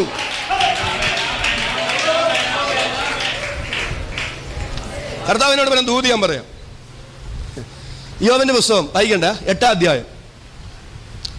ഇയ്യോബിന്റെ സ്നേഹിതന്മാരെ ഇയ്യോബിനോട് പറയാണേ, നിന്റെ മക്കൾ മരിച്ചില്ലേ? നിന്റെ മക്കള് കാരണം എന്നറിയാവോ? ദൈവം അവരെ കൊന്നുകളഞ്ഞതാ. ആരാ? ദൈവം അവരെ. എന്തുകൊണ്ടാണെന്നറിയാവോ? അവരുടെ ആകൃത്യം ഹേതുവായി ദൈവം അവരെ 10 ഡെഡ് ബോഡി കണ്ട് മനസ്സ് തകർന്നിരിക്കുന്ന ഒരു മനുഷ്യനോട് ഒരാമേൻ പറഞ്ഞു വന്നേ. ഒരാശ്വാസവാക്കല്ല പറയുന്നേ. എന്നാ പറയുന്നേ? എന്നാ പറയുന്നേ? നിന്റെ മക്കളെ കൊന്നതാരാ? ഒന്നും നിങ്ങൾ സ്തോത്രം ചെയ്ത് വരുന്നില്ല. ഇയ്യോബിന്റെ പുസ്തകത്തിൽ പിശാച് വരുത്തി തീർക്കാൻ ആഗ്രഹിക്കുന്ന എന്നറിയോ? ഈ ക്രൂരതയെല്ലാം കാട്ടിക്കൂട്ടിയത് ദൈവമാണെന്നാ. എടാ, ഇത്രയും ക്രൂരത കാട്ടിക്കൂട്ടി ഒരു ദൈവത്തെ നിനക്ക് വേണോ എന്നൊരു വെല്ലുവിളിയാണ് പിശാച് ഇയ്യോബിന്റെ പുസ്തകത്തിൽ ഇയ്യോബിന്റെ മുമ്പിൽ കൊണ്ടുവന്ന് വെക്കുന്നത്. ക്രൂരത ചെയ്തത് ദൈവമല്ല, ഇവനാ ദുഷ്ട പിശാച്. പക്ഷെ അത് ചെയ്തതും ദൈവമാണെന്ന് വരുത്തി തീർത്ത് ആ ഭക്തനും ദൈവവുമായുള്ള ബന്ധത്തെ തകർക്കുക, അതാ പിശാചിന്റെ ലക്ഷ്യം. ഇന്ന് രാത്രി ഞാൻ സ്തോത്രം ചെയ്തു പറയാം, ലോകത്തിൽ നമ്മൾ ധനവാന്മാരാകുന്നതല്ല പിശാചിന് വിദ്വേഷമുള്ളത്. നിങ്ങൾ എത്രമാത്രം ഭൗതികമായി മെച്ചപ്പെട്ടാലും നിങ്ങളും ദൈവവുമായുള്ള ബന്ധം ശരിയാണെങ്കിൽ അതാണ് പിശാച് ഇന്ന് രാത്രി വെറുക്കുന്നതെങ്കിൽ അഭിഷക്തന്മാരോട് ദൈവമക്കളോട് ഞാൻ സ്തോത്രം ചെയ്തു പറയുകയാണ്, നാമും ദൈവവുമായുള്ള ബന്ധത്തെ തകർക്കുക, അതാ പിശാചിന്റെ ലക്ഷ്യം. ഇന്ന് രാത്രി യേശുവിന്റെ നാമത്തിൽ അതിന്മേലൊരു ജയം എനിക്ക് തരണമെന്ന് ഹൃദയപൂർവ്വം സ്തോത്രം ചെയ്തു പറയുന്ന എത്ര പേരുണ്ട്? എന്റെ ചോദ്യം, ഞാൻ വചനം ദൈവാത്മാവ് വചനം വെളിപ്പാട് പറഞ്ഞു പോവുക. എന്റെ ചോദ്യം, മനസാക്ഷിയുടെ കണികയുള്ളവരാരെങ്കിലും ചോദിക്കുമോ? ഇനി ചോദിച്ചാൽ തന്നെ ആ മനുഷ്യനോട് നേരിട്ട് ചോദിക്കുമോ? ആ മനുഷ്യന്റെ അടുക്ക് നേരിട്ട് വന്ന് ചോദിക്കുമോ? പറയുമോ? തമ്മിൽ പറയായിരിക്കും അല്ലേ? മനുഷ്യന് പലരും അങ്ങനെ. നമ്മുടെ മുമ്പിൽ നിന്ന് ചക്രവാക്കും മുഖസ്തുതിയൊക്കെ പറഞ്ഞാലും അനുകമ്പയൊക്കെ കാണിച്ചാലും മാറി നിന്ന് നിങ്ങൾ സ്തോത്രം പറഞ്ഞു വരുന്നില്ല, വിമർശിക്കും. പക്ഷെ വളരെ ചുരുക്ക നേരിട്ടിങ്ങനെ കഠിനവാക്ക് പറയാം. ഞാൻ പറഞ്ഞതേ, ഒരു മനുഷ്യനും സാധാരണഗതിയിൽ പറയാൻ പാടില്ലാത്തത് ആര് പറയുന്നേ? സ്നേഹിതന്മാർ. അയ്യോ, ഞാൻ ആ ഭാഗമൊക്കെ എൻ്റെ ഹൃദയം തകർത്തിട്ടുണ്ട് കേട്ടോ. ഇയ്യോബിൻ്റെ ആ ഹൃദയം ഒന്ന് വായിച്ചേ നിങ്ങൾ. ഈ മക്കളെ പോലെ നല്ല മക്കൾ വേറെ ഉണ്ടായിരുന്നോ? നിങ്ങൾ നല്ലൊരു ആമയും പറയുന്നേ. നല്ല മക്കളാ. എന്താ നല്ല മക്കളാണെന്നുള്ള തെളിവ്? ബന്ധങ്ങൾ സൂക്ഷിക്കാൻ അവർ ബദ്ധശ്രദ്ധാലുക്കളായിരുന്നു. ഒരാമയും പറയാമോ? ഓരോ ഫംഗ്ഷൻ വരുമ്പോഴും സഹോദരങ്ങൾ ഒത്തൊരുമിച്ച് കൂടും. സഹോദരിമാരെ ആളയച്ച്, ഞാനൊരു കാര്യം ഒന്ന് പറഞ്ഞോട്ടെ, കൈകൂപ്പി പിടിച്ച് പറഞ്ഞോട്ടെ. പ്രിയരെ, മനുഷ്യ ജീവിതം ഒന്നേ ഉള്ളൂ. ഒന്നേ ഉള്ളെന്ന് പറയുമ്പോൾ ഇങ്ങനെ പറയാം, കണ്ണ് തിരുമ്മി അടയ്ക്കുന്നിടം വരെയേ ഉള്ളൂ. എന്നോട് നല്ലൊരു ആമേനൊന്ന് പറഞ്ഞു വരാമോ? നാളെ നേരം വെളുക്കുമ്പോൾ കണ്ണ് തിരുമ്മി തുറക്കണോ എന്ന് തീരുമാനിക്കുന്നത് നാമല്ല, സർവശക്തനാ. കണ്ണടയ്ക്കുന്നിടം വരെ, കണ്ണ് തിരുമ്മി അടയ്ക്കുന്നിടം വരെ ഭൂമിയിൽ ബന്ധങ്ങളുള്ളൂ. സ്വർഗത്തിൽ ചെന്നാൽ ബന്ധങ്ങളില്ല കേട്ടോ. നിങ്ങളെല്ലാവരും എന്നോട് വരുന്നുണ്ടോ? എനിക്ക് വളരെ പ്രയാസം തോന്നിയിട്ടുള്ള കാര്യം, നമ്മൾ സ്വർഗത്തെക്കുറിച്ച് വലിയ പ്രതീക്ഷയുള്ളവരാ അല്ലേ? സ്വർഗത്തിലെ സന്തോഷമൊക്കെ ഓർത്ത് നമ്മൾ തുള്ളിച്ചാടുന്നവരാ. പക്ഷെ നിങ്ങളൊരു മറുവശം ചിന്തിച്ചേ, അത് സ്വർഗീയ ശരീരമല്ലേ അവിടെ ഉള്ളേ? ആണോ? അതെ. സ്വർഗത്തിൽ ചെല്ലുമ്പോൾ ബന്ധങ്ങളില്ല. ബന്ധങ്ങളില്ലെന്ന് പറഞ്ഞാൽ ഈ ബന്ധങ്ങളില്ല. സ്വർഗത്തിൽ ചെല്ലുമ്പോൾ എൻ്റെ ഭാര്യ, അയ്യോ അവളവിടെ ഉണ്ട്, എൻ്റെ മക്കൾ, എന്തൊരു സന്തോഷം. എൻ്റെ അപ്പൻ, എൻ്റെ അമ്മ, എൻ്റെ സഹോദരങ്ങൾ, ഞാൻ ഇരുന്ന സഭയിൽ എനിക്ക് ഇഷ്ടമുണ്ടായിരുന്ന വിശ്വാസികൾ, അവരെയെല്ലാം കാണുമ്പോൾ എന്തൊരു പെരുത്ത സന്തോഷമാണ്. അങ്ങനെ ഞാൻ, എൻ്റെ ഭാര്യ, എൻ്റെ മക്കള്, എൻ്റെ അപ്പൻ, എൻ്റെ അമ്മ, എൻ്റെ അമ്മായിപ്പൻ, എൻ്റെ അമ്മായിമ്മ, എൻ്റെ സഹോദരങ്ങൾ, എന്നെ ചുറ്റിപ്പറ്റി കുറച്ച് പേര്, അങ്ങനെ വന്നാൽ സ്വർഗം ഓരോ തുരുത്തായി മാറും. നിങ്ങളെല്ലാവരും എന്നോട് കൂടെ വരുന്നുണ്ടോ? പണ്ടത്തെ നാട്ടുരാജ്യം പോലെ ഓരോരുത്തർക്ക് ഓരോ ഇല്ല. എൻ്റെ ഭാര്യയോട് മറ്റുള്ളവരെക്കാൾ ഒരു വലിയ അടുപ്പമോ സ്നേഹമോ സിമ്പതിയോ എനിക്കില്ല. അതിമർത്യ ശരീരത്തിലിരുന്ന് എത്ര ചിന്തിച്ചാലും മനസ്സിലാകില്ല. നമുക്ക് കിട്ടാൻ പോകുന്ന തേജസ്കരിക്കപ്പെട്ട ശരീരം ദൂത തുല്യമാണ്. അത് നമുക്ക് സങ്കല്പിക്കാൻ കഴിയാത്തതാണ്. അതുകൊണ്ട് ഇന്ന് രാത്രി നിങ്ങളുടെ കാല് പിടിച്ച് ഞാൻ പറയുകയാണ്, ബന്ധങ്ങൾ മണ്ണിലേ ഉള്ളൂ. സന്തോഷത്തോടെ രാമയും പറയാവോ? കണ്ണടച്ച് തീരുന്നിടം വരെയല്ലേ ബന്ധങ്ങളുള്ളൂ, അല്ലേ ഉള്ളൂ? ആ ബന്ധങ്ങൾ നിലനിൽപ്പാൻ അല്പ ത്യാഗമൊന്ന് സഹിച്ചുകൂടെ? ഒരു സന്തോഷത്തോടെ രാമേനൊന്ന് പറഞ്ഞ്, എൻ്റെ കർത്താവേ, ബന്ധങ്ങൾ നിലനിൽക്കട്ടെ. എൻ്റെ കൂട്ടു സഹോദരൻ, എൻ്റെ കൂട്ടു സഹോദരി, എൻ്റെ ഭാര്യ, എൻ്റെ ഭർത്താവ്, എൻ്റെ മക്കൾ, എൻ്റെ സഹോദരങ്ങൾ, അവരെനിക്ക് ഇവിടെ അല്ലേ ഉള്ളു കർത്താവേ. അങ്ങ് തന്ന ഒരു ബന്ധം പോലും എൻ്റെ ഒരു ഇടപെടൽ കൊണ്ടും തകർക്കപ്പെടാൻ ഇടവരാതെ ദൈവം തന്ന ബന്ധങ്ങൾ ഊഷ്മളമായി നിലനിർത്താൻ എന്തു വിട്ടുവീഴ്ച ചെയ്യേണ്ടി വന്നാലും, എന്ത് ത്യാഗം സഹിക്കേണ്ടി വന്നാലും അതിന് ഞാൻ തയ്യാറാണ്. അതിനുള്ള ദൈവകൃപ ഇന്ന് രാത്രി എനിക്ക് തരണമെന്ന് സ്തോത്രം ചെയ്ത് പ്രാർത്ഥിക്കുന്ന എത്ര പേരുണ്ട്? യേശുവിന്റെ നാമത്തിൽ അതങ്ങനെ സംഭവിക്കട്ടെ. ബന്ധങ്ങളെ മുറിച്ചു മാറ്റല്ലേ.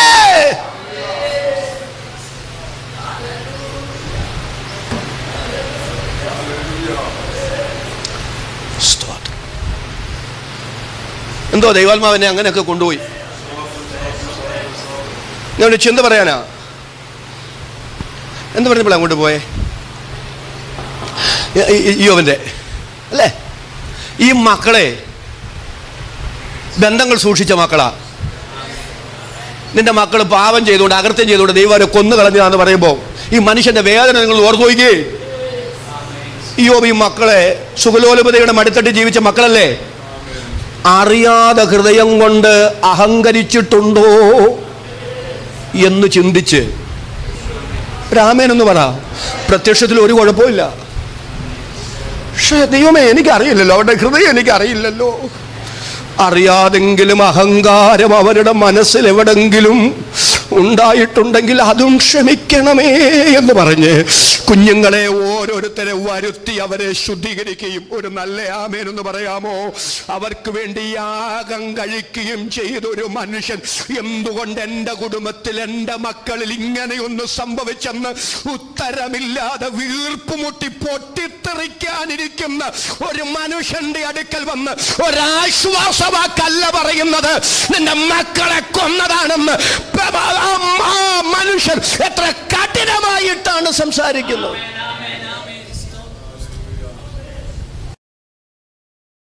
പറഞ്ഞേ പിശാചിന്റെ ചതിയെ തിരിച്ചറിയണമെന്നാ പറഞ്ഞേ. മോശമായിരുന്നോ? ഹലോ, ഈ സ്നേഹിതന്മാർ ഇത്ര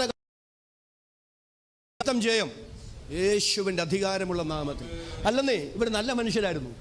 യോബിന്റെ പുസ്തകം വായിക്കണ്ട, 2-ാം അധ്യായം വീട്ടിൽ ചെന്ന് വായിച്ചാൽ മതി. ഇവർ പല സ്ഥലങ്ങളിൽ താമസിച്ചുകൊണ്ടിരുന്നവരല്ലേ. ഇവർ തമ്മിൽ പറഞ്ഞൊത്തു, എന്ത്, നമ്മുടെ സ്നേഹിതനായ ഇയ്യോബ് രോഗിയാണെന്ന് അറിയുന്നു, നമുക്ക് പോകണം. എന്തിന്? ആശ്വസിപ്പിക്കാനും. ആരെ? ഒന്ന് ആമേൻ പറഞ്ഞ്. ഇയ്യോബിനെ ആശ്വസിപ്പിക്കാനും അവനോടൊരുമിച്ച് സഹതപിക്കാനും വന്നവരാ. അവരുടെ ആത്മാർത്ഥത അറിയാമോ? ദൂരവേ നിന്ന് ഇയ്യോബിനെ കണ്ടപ്പോൾ അവർ പ്രതീക്ഷിച്ചതിനേക്കാൾ കഠിനമാണ് ഇയ്യോബിന്റെ ദുഃഖമെന്ന് മനസ്സിലാക്കി. പൂഴിവാരി മേൽപോട്ടെറിഞ്ഞവർ, വസ്ത്രം കീറിയവർ, ഇയ്യോബിനോട് ഒരുമിച്ച് 7 ദിവസം ഒരക്ഷരം ഉരിയാടാതെ അവന്റെ ദുഃഖത്തിൽ ഏകീഭവിച്ചവർ, സഹതപിക്കാൻ വന്നവർ, അവനോട് ആശ്വാസവാക്ക് പറയാൻ വന്ന നല്ല സഹോദരന്മാർ, നല്ല സ്നേഹിതർ, അവരെ പോലും പിശാച് ഇയ്യോബിനെ തകർക്കാൻ കരുവാക്കി മാറ്റിയെങ്കിൽ ആരെയും കരുവാക്കും. അതിന്റെ പിറകിൽ പിശാചിനൊരു പദ്ധതിയുണ്ട്, അതിന്റെ പിറകിൽ പിശാചിനൊരു ഉദ്ദേശമുണ്ട്. ഇന്ന് രാത്രി പിശാചിന് ഇടം കൊടുക്കാതെ മാനുഷികമായി പലതിനോടും അതിന്റെ പിന്നിൽ മറഞ്ഞിരിക്കുന്ന പൈശാചിക പദ്ധതികളെ ഇന്ന് രാത്രി ആത്മാവിൽ കണ്ട് പ്രാർത്ഥനയാലും ഉപവാസത്താലും വചനത്തിന്റെ ശക്തിയാലും അതിനെ വെട്ടാൻ, അതിനെ ജയിക്കാൻ ഇന്ന് രാത്രി പരിശുദ്ധാത്മാവ് ദൈവാലോചന പറയുമ്പോൾ, കറതീർന്ന ദൈവാത്മാവ് ഇന്ന് രാത്രി ദൈവശബ്ദം വിളിച്ചു പറയുമ്പോൾ, ആദരം തുറന്ന അന്യഭാഷയിൽ കരമടിച്ച ദൈവമക്കൾ അല്പനിമിഷം ഇന്ന് രാത്രി സ്തോത്രം ചെയ്ത് എല്ലാ കരങ്ങളും അടിച്ച് എല്ലാ അധരങ്ങളും തുറന്ന് അല്പനിമിഷ ശക്തിയോടെ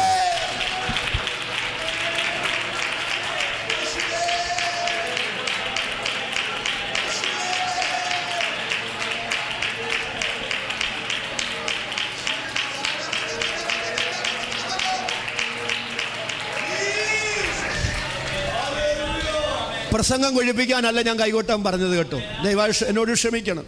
പ്രസംഗം കൊഴിപ്പിക്കാനല്ല ഞാൻ നിങ്ങളോട് യേശുവിൻ്റെ നാമത്തിൽ ശാസിക്കാൻ പറഞ്ഞത്. എത്രയോ മണിക്കൂറുകൾ ഒറ്റയ്ക്ക് ഡ്രൈവ് ചെയ്ത് ദീർഘദൂരം യാത്ര ചെയ്താൽ ഞാൻ ഇവിടെ വന്നത്.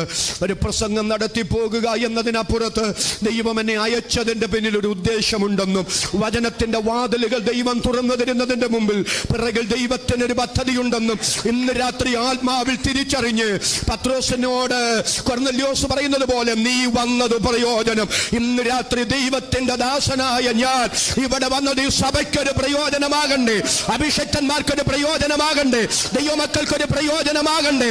ഇന്ന് രാത്രി ദൈവസഭ അനുഗ്രഹിക്കപ്പെടണ്ടേ, പൈശാചിക പദ്ധതികൾ ഇന്ന് രാത്രി തകർത്തെറിയപ്പെടണ്ടേ, ദേശം വിടുവിക്കപ്പെടണ്ടേ, ആത്മാവിന്റെ പരിവർത്തനങ്ങൾ നമ്മിൽ സംഭവിക്കണ്ടേ. വിശ്വസിക്കുന്നവർക്ക് വേണ്ടി വ്യാപരിക്കുന്ന ദൈവശക്തി ഇന്ന് രാത്രി ഇതിനകത്ത് പ്രവഹിക്കട്ടെ. പരിശുദ്ധാത്മാവ് ഈ രാത്രി വചനത്താൽ ചിലത് ഇവിടെ ചെയ്യട്ടെ.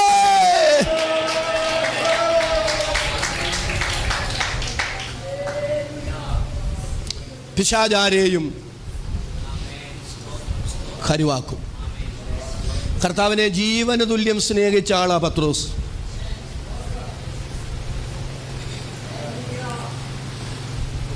ഞാൻ ആരാന്ന് ചോദിച്ചപ്പോൾ വേറെ ആരും ഒന്നും മിണ്ടാതിരുന്നപ്പോൾ അങ്ങ് ജീവനുള്ള ദൈവത്തിൻ്റെ ഒരാമയും പറഞ്ഞ് പുത്രനായ ക്രിസ്തുവാണെന്ന് ഏറ്റുപറഞ്ഞ ബർയോനാ ശീമോനെ നീ ഭാഗ്യവാൻ, നിനക്ക് ജഡരക്തങ്ങളല്ല ഇത് വെളിപ്പെടുത്തി തന്നത്, സ്വർഗസ്ഥനായ എൻ്റെ പിതാവാണ്. അത്ര വെളിപ്പാട് കിട്ടിയ പത്രോസ് കർത്താവിൻ്റെ ക്രൂശ് മരണം കേട്ടപ്പോൾ പറയാണ്, ആരുത് കർത്താവേ, ഒരാമയും പറ, അങ്ങേക്കത് വരരുതേ. കേൾക്കുമ്പോൾ നല്ലതാണെന്ന് തോന്നിയേക്കാം, പക്ഷെ കർത്താവ് വിവേചിച്ചിട്ട് പറയുകയാണ്, പോ സാത്താനേ, നീ എനിക്ക് ഇടർച്ചയാകുന്നു. പത്രോസിനോട് അതല്ല പറയുന്നത്, പത്രോസിനെ അല്ല കർത്താവ് ശാസിക്കുന്നത്, പത്രോസിനെ അല്ല വെറുത്തത്. ആ ദൈവ മനുഷ്യനെ ആ നിലകളിൽ തൻ്റെ പദ്ധതികളെ തകർക്കാൻ കരുവാക്കിയ അതിൻ്റെ പിറകിൽ വ്യാപരിക്കുന്ന പൈശാചിക പദ്ധതിയെ എൻ്റെ കർത്താവ് വിവേചിച്ച് ശാസിച്ചെങ്കിൽ ഇന്ന് രാത്രി സ്വർഗത്തിനും ഭൂമിക്കും നാഥനായ നസ്രയനായ യേശു ക്രിസ്തുവിന്റെ നാമത്തിൽ ഞാൻ ഒറ്റയ്ക്കല്ല, ഈ ദൈവത്തിന്റെ അഭിഷക്തന്മാർ ഒരുമിച്ച്, ഈ ദൈവമക്കൾ ഒരുമിച്ച് ഞങ്ങൾക്ക് വിരോധമായി, ഞങ്ങളുടെ സഭകൾക്ക് വിരോധമായി, ഞങ്ങളുടെ ആത്മീക കൂട്ടായ്മകളുടെ ഊഷ്മളതയ്ക്ക് വിരോധമായി, ദേശങ്ങളുടെ വിടുതലിന് വിരോധമായി പിശാച് കരുവാക്കുന്ന അവന്റെ സകല പദ്ധതികളെയും ഇന്ന് രാത്രി അഴിക്കുന്നു. യേശുവിന്റെ നാമത്തിൽ ഈ രാത്രി സ്വാതന്ത്ര്യം കൽപ്പിക്കുന്നു.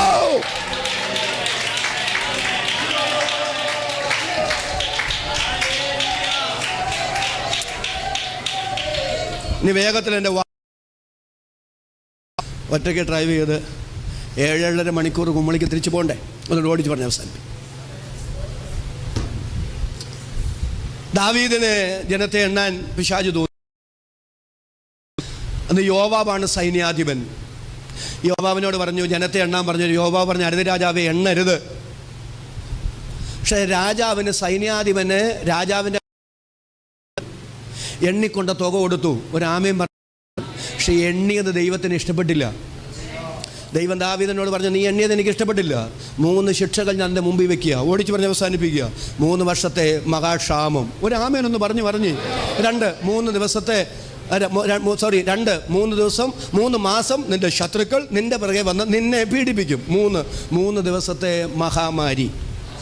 ഇതിലേതു വേണം? ഹലോ, ഒന്നൊന്ന് സ്തോത്രം ചെയ്ത് പറഞ്ഞോട്ടെ. എണ്ണുന്നത് തെറ്റാണോ? ഒന്ന് സ്തോത്രം ചെയ്ത് പറ. അല്ല, ദൈവം തന്നെ 2 പ്രാവശ്യം എണ്ണിയിട്ടുണ്ട്, അല്ലേ? ഇസ്രായേൽ മക്കൾ മിസ്രൈമിൽ നിന്ന് യാത്ര പുറപ്പെടുന്നതിൻ്റെ 2-ാം വർഷം 2-ാം മാസം 1-ാം തീയതി സിനായ് മരുഭൂമിയിൽ വെച്ച് ദൈവം മോശയോടും അഹരോനോടും പറയുന്നു, ഇസ്രായേൽ പുരുഷ പ്രജകളിൽ 20 വയസ്സിന് മേലോട്ടുള്ളവരെ എണ്ണണം. പിന്നെ സീനായ് അക്കാബ കടലെടുക്ക് വഴി കാദേശ് വെറുന്ന ചുറ്റി മോവാബ് സമഭൂമിയിലെത്തിയപ്പോൾ അന്ന് അഹരോനില്ല, മോശയും എലയാസറുമാണ്. ദൈവം പറഞ്ഞു, ഇസ്രായേൽ പുരുഷ പ്രജകൾ 20 വയസ്സിന് മുകളിലോട്ടുള്ളവരെ എണ്ണണം. ദൈവം തന്നെ 2 പ്രാവശ്യം എണ്ണിയിട്ടുണ്ട്. സ്തോത്രം ചെയ്ത് വന്നേ. സംഖ്യാപുസ്തകം എന്നൊരു പുസ്തകം തന്നെ വേദപുസ്തകത്തിലുണ്ട്. ഇപ്പം എണ്ണുന്നത് തെറ്റല്ല, പക്ഷെ എണ്ണിയതിൻ്റെ ഉദ്ദേശ്യമാണ് തെറ്റിപ്പോയത്.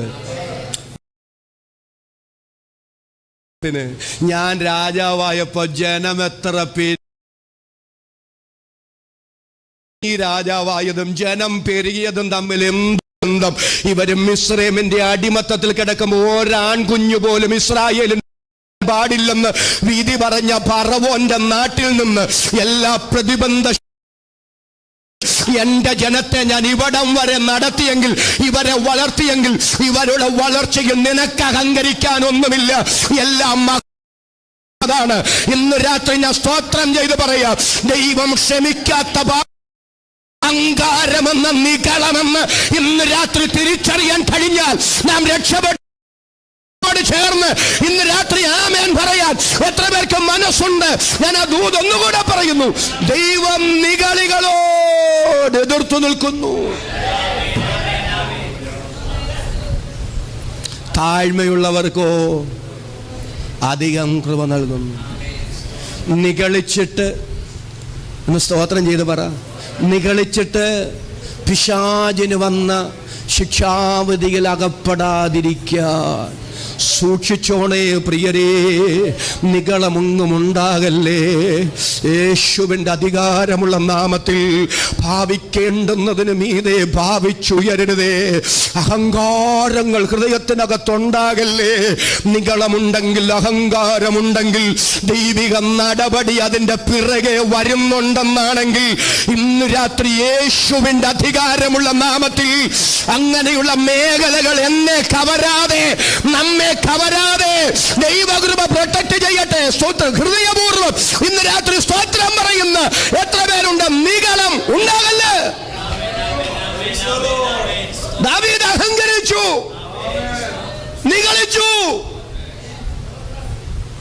പരിണിത ഫലം ദൈവം ഗാദ് പ്രവാചകനെ വിട്ട് പറഞ്ഞു, 3 ശിക്ഷ തരാൻ പോവാ. ഏത് വേണം?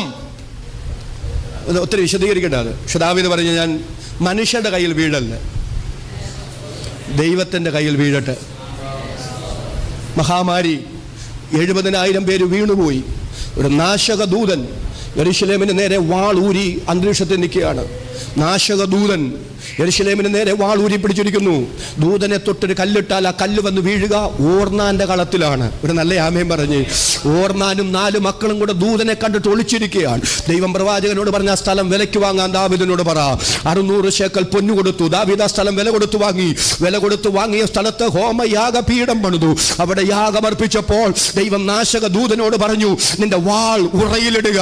അങ്ങനെ യെരൂശലേമിന് വരണ്ട ന്യായവിധി മാറിയ സ്ഥലമാണ് ഓർന്നാന്റെ കളം. അത് മാനവജാതിയുടെ മുഴുവൻ ന്യായവിധി മാറ്റിയ യേശു ക്രിസ്തുവിന്റെ ക്രൂശ് മരണത്തിന് നിഴലാണെന്ന് വിശ്വസിക്കാൻ ഭാഗ്യം കിട്ടിയ ദൈവമക്കൾ കരമുയർത്തി ഒരിക്കൽ കൂടി രാത്രി ദൈവത്തിന് സ്തോത്രം ചെയ്യുക. വിശദീകരിക്കുന്നില്ല, നീട്ടിപ്പരത്തി വിശദീകരിക്കുന്നില്ല. അതാണ് ഓർന്നാന്റെ കളം.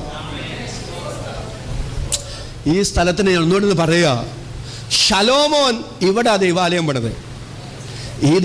ഈ സ്ഥലത്തിന് പ്രത്യേകത ആക്കണോ? യഹൂദ ചരിത്രകാരനായ ജോസഫ് കൃത്യമായി രേഖപ്പെടുത്തിയിട്ടുണ്ട് തൻ്റെ ചരിത്ര ഗ്രന്ഥത്തിൽ.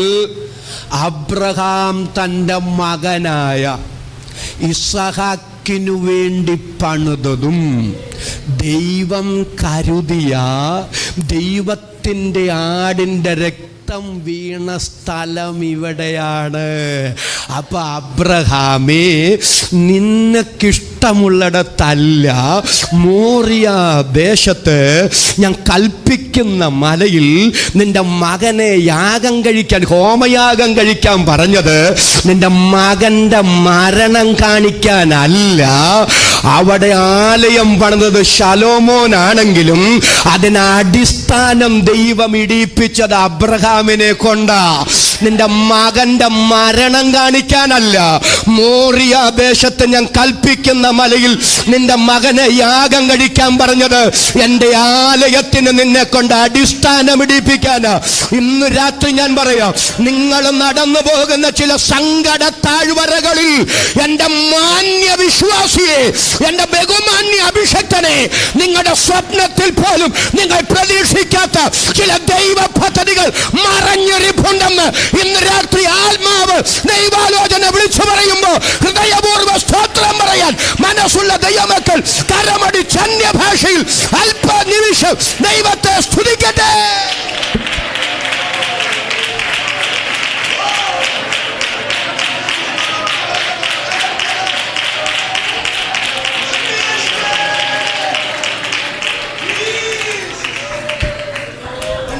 നന്ദിയാൽ നിറയുന്നു. ഒരു വാചകം കൂടെ പറയാൻ എനിക്കൊരു അവസരം നിങ്ങൾ തരണേ. പഴയ നിയമ ദൈവാലയം പുതിയ നിയമ സഭയാം ദൈവാലയത്തിൻ്റെ നിഴല. സന്തോഷത്തോടെ ആമേൻ പറഞ്ഞേ. പഴയ നിയമ ദൈവാലയം ഒരു യാഗവേദിയിൽ അടിസ്ഥാനപ്പെട്ട് പണിതു. ഏത് യാഗവേദി? അബ്രഹാമിൻ്റെ മകനായ ഇസഹാക്കിൻ്റെ യാഗവേദി. പുതിയ നിയമസഭയാം ദൈവാലയവും ഒരു യാഗവേദിയിൽ അടിസ്ഥാനപ്പെട്ട് പണിതു. ഏത് യാഗവേദി? യേശു ക്രിസ്തുവിൻ്റെ ക്രൂശു മരണമെന്ന യാഗവേദി. അല്പം കൂടെ ആവേശത്തോടെ ഞാൻ പറയാം. പഴയ നിയമ ദൈവാലയം ഒരു രക്തത്തിൽ അടിസ്ഥാനപ്പെട്ട് പണിതു. ഏത് രക്തം? അബ്രഹാമിൻ്റെ മകനായ, ഒരാമേൻ പറഞ്ഞ് ഇസഹാക്കിനു പകരം ദൈവം കരുതിയ ദൈവത്തിൻ്റെ ആട്. ഒന്നുകൂടെ സ്തോത്രം ചെയ്ത് പറഞ്ഞോട്ടെ. ഈ അബ്രഹാം കല്ല് പെറുക്കി നടക്കുകയല്ലേ? ആണോ? യാഗപീഠം പണിയാൻ കല്ല് പെറുക്കല്ലേ? കല്ല് പെറുക്കി നടക്കുമ്പോഴൊന്നും അങ്ങനെ ഒരു ആടിനെ അബ്രഹാം കണ്ടില്ല. അപ്പം കല്ല് പിറക്കി നടക്കുമ്പോൾ മകൻ്റെ കണ്ണ് അന്വേഷിക്കുന്നത് എന്നാന്നറിയാവോ? മല കയറി വന്നപ്പോൾ അപ്പം പറഞ്ഞായിരുന്നു ഒരാടിനെ ദൈവം കരുതൂന്ന്. അപ്പം ദൈവം കരുതിയ ആട് എവിടെയെന്നാ? ആരുടെ കണ്ണ് പരതുന്നത്? ഇസഹാക്കിൻ്റെ കണ്ണ് പരതുന്നത്. പക്ഷേ കല്ല് പെറുക്കി നടന്ന അപ്പനോ, അതുവരെ കണ്ണ് പരതി നോക്കിയ ഇസഹാക്കോ ദൈവം കരുതിയ ആടിനെ കണ്ടില്ല. ഇന്ന് രാത്രി ഞാൻ പറയാം, ദൈവത്തിൻ്റെ പല കരുതലുകളും നിങ്ങൾക്ക് മറഞ്ഞിരിക്കുക. പക്ഷെ കരുതലില്ലെന്ന് ചിന്തിക്കണ്ട. നിങ്ങൾക്ക് വേണ്ടി ദൈവം കരുതിയ പല കരുതലുകളും മറനീക്കി വെളിപ്പെട്ടു വരാൻ പോകുന്നു എന്ന് ഇന്ന് രാത്രി പരിശുദ്ധാത്മാവ് ശക്തമായൊരു വചനത്തിന്റെ പ്രവചന ദൂത് ഇതിനകത്ത് കൈമാറുന്നു. കൃപ ലഭിച്ച ദൈവമക്കൾ ഒരുമിച്ച് ആത്മാവിൽ സന്തോഷിച്ചു പറ, ദൈവം നിങ്ങൾക്കായി കരുതുന്നതാകിയാൽ, അദ്ദേഹം നിങ്ങൾക്കായി കരുതുന്നതാകിയാൽ നിങ്ങളുടെ സകല ചിന്താകുലവും അദ്ദേഹത്തിന്മേൽ ഇട്ടുകൊള്ളീ. എന്റെ ചോദ്യേ, കൊമ്പുകൾ മുള്ളുകൾക്കിടയിൽ കുരുങ്ങി ഈ ആട് കിടക്കുക. ഈ ആട് എവിടെ നിന്ന് വന്നതാ? ഒരു സ്തോത്രം ഒന്ന് പറഞ്ഞ്. ഇതുവരെ ഈ ആടിനെ കണ്ടില്ലല്ലോ. ആമേൻ പറ. അബ്രഹാം കണ്ടോ? ഇല്ല. ഇസ്ഹാക്ക് കണ്ടോ? അപ്പൊ അങ്ങനെയാണെങ്കിൽ ഇതുവരെ വന്ന എവിടുന്ന് വന്ന? ഒരു തോമാച്ചൻ്റെ വീട്ടിൽ നിന്ന് കയറ് പൊട്ടിച്ച് വന്ന ആടല്ല. പൗലോസ് റോമാലയത്തിൽ പറഞ്ഞൊരു പദം ശ്രദ്ധിച്ചിട്ടുണ്ടോ? മരിച്ചവരെ നിങ്ങൾ വരുന്നില്ല, മരിച്ചവരെ ജീവിപ്പിക്കും. അടുത്തൊന്ന് സ്വോത്രം ചെയ്തവിടെ. ഇല്ലാത്തതിനെ, ഒരു നല്ല ആമേൻ പറ, ഇല്ലാത്തതിനെ ഉള്ളതിനെ പോലെ വിളിച്ചു വരുത്തുന്ന ദൈവം. അപ്പൊ ഈ ആടുണ്ടല്ലോ, ഒരു തോമാച്ചന്റെ വീട്ടിൽ നിന്ന് കയറ് പൊട്ടിച്ചു വന്ന ആടല്ല. ഇല്ലാത്തതിനെ ഉള്ളതിനെ പോലെ വിളിച്ചു വരുത്തുന്ന എന്റെ ദൈവം കരുതിയ ദൈവത്തിന്റെ ആട്. ആടിന്റെ രക്തമാണ് പഴയ നിയമ ദൈവാലയത്തിന്റെ അടിസ്ഥാനം. ഇതുപോലെ പുതിയ നിയമസഭയം ദൈവാലയത്തിന്റെ അടിസ്ഥാനവും ഒരു രക്തമാണ്. ഏതു രക്തം? ലോകസ്ഥാപനത്തിനു മുമ്പേ. കൃപ ലഭിച്ച ദൈവമക്കൾ കരമുയർത്തി സ്തോത്രം ചെയ്ത് ഒരുമിച്ച് പറ, ലോകസ്ഥാപനത്തിനു മുമ്പേ അറുക്കപ്പെട്ട ദൈവ കുഞ്ഞാടിന്റെ പവിത്ര രക്തമാണ് ദൈവസഭയുടെ അടിസ്ഥാനം. അതുകൊണ്ട് ഈ ദേശത്ത് ഉയർന്നു നിൽക്കുന്ന പൈശാചിക മണ്ഡലങ്ങൾ എത്ര പ്രബലമെങ്കിലും കൃപ ലഭിച്ച ദൈവമക്കൾ ഒരുമിച്ച് സ്തോത്രം ചെയ്തു പറ, യേശുവിന്റെ രക്തത്തിൽ അടിസ്ഥാനപ്പെട്ട് പണിത ദൈവസഭയെ തകർക്കാൻ, ദൈവസഭയെ ജയിക്കാൻ, ദൈവിക പദ്ധതികളെ തകർക്കാൻ ഒരു ദുഷ്ട ശക്തികൾക്കും സാധ്യമല്ല.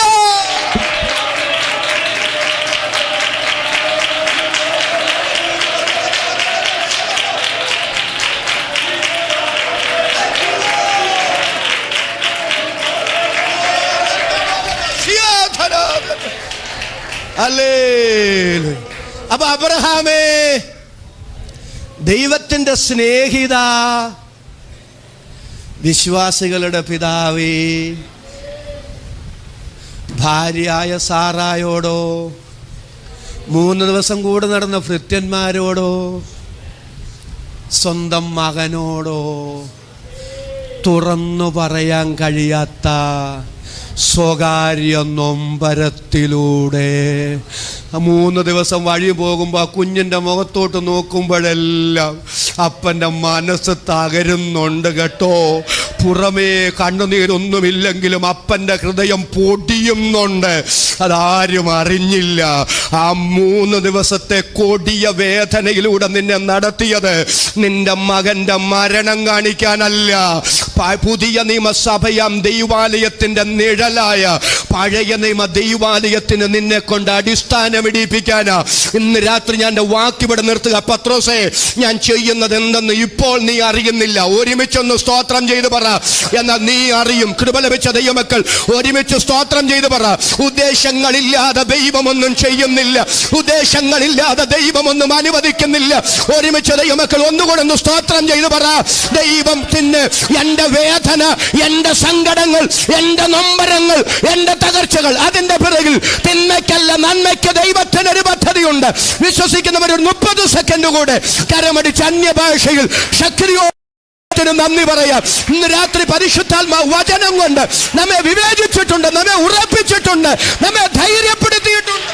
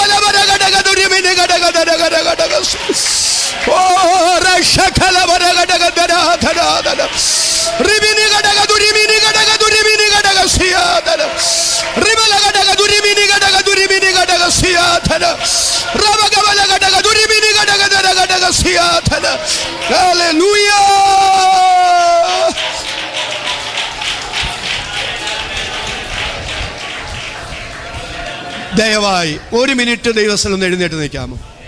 നിങ്ങൾക്ക് വേണ്ടി ഒന്ന് പ്രാർത്ഥിച്ച് ഞാൻ ഈ വചന ശുശ്രൂഷ അവസാനിപ്പിക്കട്ടെ.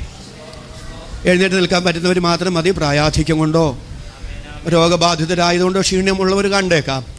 അങ്ങനെയുള്ളവർ ദയവായിരിക്കാം. അല്ലാത്തവർ മാത്രം ദൈവസന്നിധിയിൽ ഒന്ന് എഴുന്നേറ്റ് നിൽക്കാമോ? തിരുവെഴുത്ത് പറയുന്നു, ദൈവത്തിൻ്റെ വഴി തികവുള്ളത്. ഒരുമിച്ച് ആമേൻ പറയാമോ? ദൈവത്തിൻ്റെ വഴി തികവുള്ളത്. എൻ്റെ പ്രിയരെ, എത്ര നല്ലൊരു ദൈവത്തെയാ. പലപ്പോഴും ദൈവത്തിൻ്റെ വഴി എനിക്ക് മറഞ്ഞിരിക്കുന്നെന്നും ദൈവം ഇതൊന്നും അറിഞ്ഞില്ലേ, ഇതിൽ കൂടുതൽ ഞാൻ എന്തോ ചെയ്യാനാ എന്നൊക്കെ നമുക്ക് തോന്നുമാറ്, നമ്മുടെ ഹൃദയം കീറുമാറ്, കണ്ണ് നനഞ്ഞില്ലെങ്കിലും ഹൃദയത്തിൽ നിന്ന് ചോര പൊടിയുമാറ് തീവ്രമായ ദുഃഖങ്ങൾ, സങ്കടങ്ങൾ പലപ്പോഴും നമ്മുടെ ജീവിതത്തിൽ അനുഭവിച്ചെന്ന് വരാം. പക്ഷെ ഇന്ന് രാത്രി എൻ്റെ വഴി ദൈവത്തിന് മറിഞ്ഞിരിക്കുന്നു പറയല്ലേ. ദൈവം പോലും എന്നെ കൈവിട്ടെന്ന് പറയരുത്. ദൈവം പോലും എന്നെ ഉപേക്ഷിച്ചെന്ന് പറയരുത്. ചിലപ്പോഴൊക്കെ അത്രമാത്രം കടുത്ത സമ്മർദ്ദത്തിന് ഞാനും നിങ്ങളും വിധേയപ്പെട്ടെന്ന് വരാം. എന്നാൽ അവിടെയും സ്തോത്രം ചെയ്ത് പറ, എൻ്റെ ആത്മാവേ. എല്ലാവരും ഒരുമിച്ചൊന്ന് പറയാമോ? എൻ്റെ ആത്മാവേ, നീ വിഷാദിച്ചുള്ളിൽ ഞരങ്ങുന്നതെന്ത്? ദൈവത്തിൽ പ്രത്യാശ വയ്ക്കുക. അദ്ദേഹം എൻ്റെ മുഖപ്രകാശകരക്ഷയും എൻ്റെ ദൈവവും എന്നിങ്ങനെ ഞാൻ ഇനിയും പറയും. ഒരുമിച്ചൊന്ന് സ്തോത്രം ചെയ്ത് പറ. ഉദ്ദേശങ്ങളില്ലാതെ, ഹിതങ്ങളില്ലാതെ, പദ്ധതികളില്ലാതെ എൻ്റെ ദൈവം എൻ്റെ ജീവിതത്തിൽ ഒന്നും ചെയ്യുന്നില്ല. ദൈവം അനുവദിക്കുന്ന എല്ലാ ശോധനകളിലും, തകർച്ചകളിലും, വേദനകളിലും, സങ്കടങ്ങളിലും, നൊമ്പരങ്ങളിലും തിന്മയ്ക്കല്ല നന്മയ്ക്ക് നിശ്ചയമായും ദൈവത്തിനൊരു പദ്ധതി. നമ്മുടെ കരങ്ങൾ മുകളിലേക്കൊന്ന് ഉയർത്തിപ്പിടിക്കാമോ? ഞങ്ങളുടെ പ്രിയ പിതാവേ, ഞങ്ങളങ്ങേ സ്തുതിക്കുന്നു. ഓ ദൈവമേ, അങ്ങയുടെ വഴികൾ എത്രയോ ഉന്നതം. പലപ്പോഴും ഞങ്ങളുടെ പരിമിതിയിൽ ദൈവത്തെ ഒതുക്കി ഞങ്ങളുടെ ബുദ്ധി കൊണ്ടും യുക്തി കൊണ്ടും കാര്യങ്ങളെ അവലോകനം ചെയ്ത് ദൈവത്തിൻ്റെ വിശ്വസ്തതയെ ഞങ്ങൾ ചോദ്യം ചെയ്തിട്ടുണ്ട്. വിശ്വാസത്തിൽ ഞങ്ങൾ ഇടറിപ്പോയിട്ടുണ്ട്. ഇന്ന് രാത്രി ദൈവം ഞങ്ങളോട് ക്ഷമിക്കണമേ. പരിശുദ്ധാത്മാവേ, ഞങ്ങളോട് സംസാരിച്ചതുകൊണ്ട് ഞങ്ങൾ നന്ദി പറയുന്നു. ഇത്ര നല്ലൊരു ദൈവത്തെ, ഇത്ര വിശ്വസ്തനായൊരു ദൈവത്തെ സേവിക്കാൻ ഞങ്ങൾക്ക് ഭാഗ്യം തന്നതുകൊണ്ട് ഞങ്ങൾ നന്ദി പറയുന്നു. അങ്ങയുടെ അഭിഷക്തന്മാർക്കായി സ്തോത്രം, അങ്ങയുടെ ജനത്തിനായി സ്തോത്രം, ഈ അനുഗ്രഹീത സഭയ്ക്കായി ഞങ്ങൾ നന്ദി പറയുന്നു. അങ്ങയുടെ വിലപ്പെട്ടതായ സൂക്ഷിപ്പിച്ച എന്റെ കുടുംബത്തെയും ഓർത്ത് സ്തോത്രം ചെയ്യുന്നു. ഈ സഭയുടെ വളർച്ചയ്ക്കായി ഞങ്ങൾ പ്രാർത്ഥിക്കുന്നു. ഈ ദേശം വിടുവിക്കപ്പെടേണ്ടതിന് പ്രാർത്ഥിക്കുന്നു. ഈ നല്ല ദൈവമക്കളെ ഹൃദയം തുറന്ന് അങ്ങയുടെ അഭിഷക്തന്മാരെ പിതൃപുത്ര പരിശുദ്ധാത്മാവ് ത്രിയേക ദൈവത്തിന്റെ നാമത്തിൽ അനുഗ്രഹിക്കുന്നു, അനുഗ്രഹിക്കുന്നു, അനുഗ്രഹിക്കുന്നു. പ്രാർത്ഥന കേട്ടതുകൊണ്ട് നന്ദി പിതാവേ. യേശു ക്രിസ്തുവിൻ നാമത്തിൽ തന്നെ.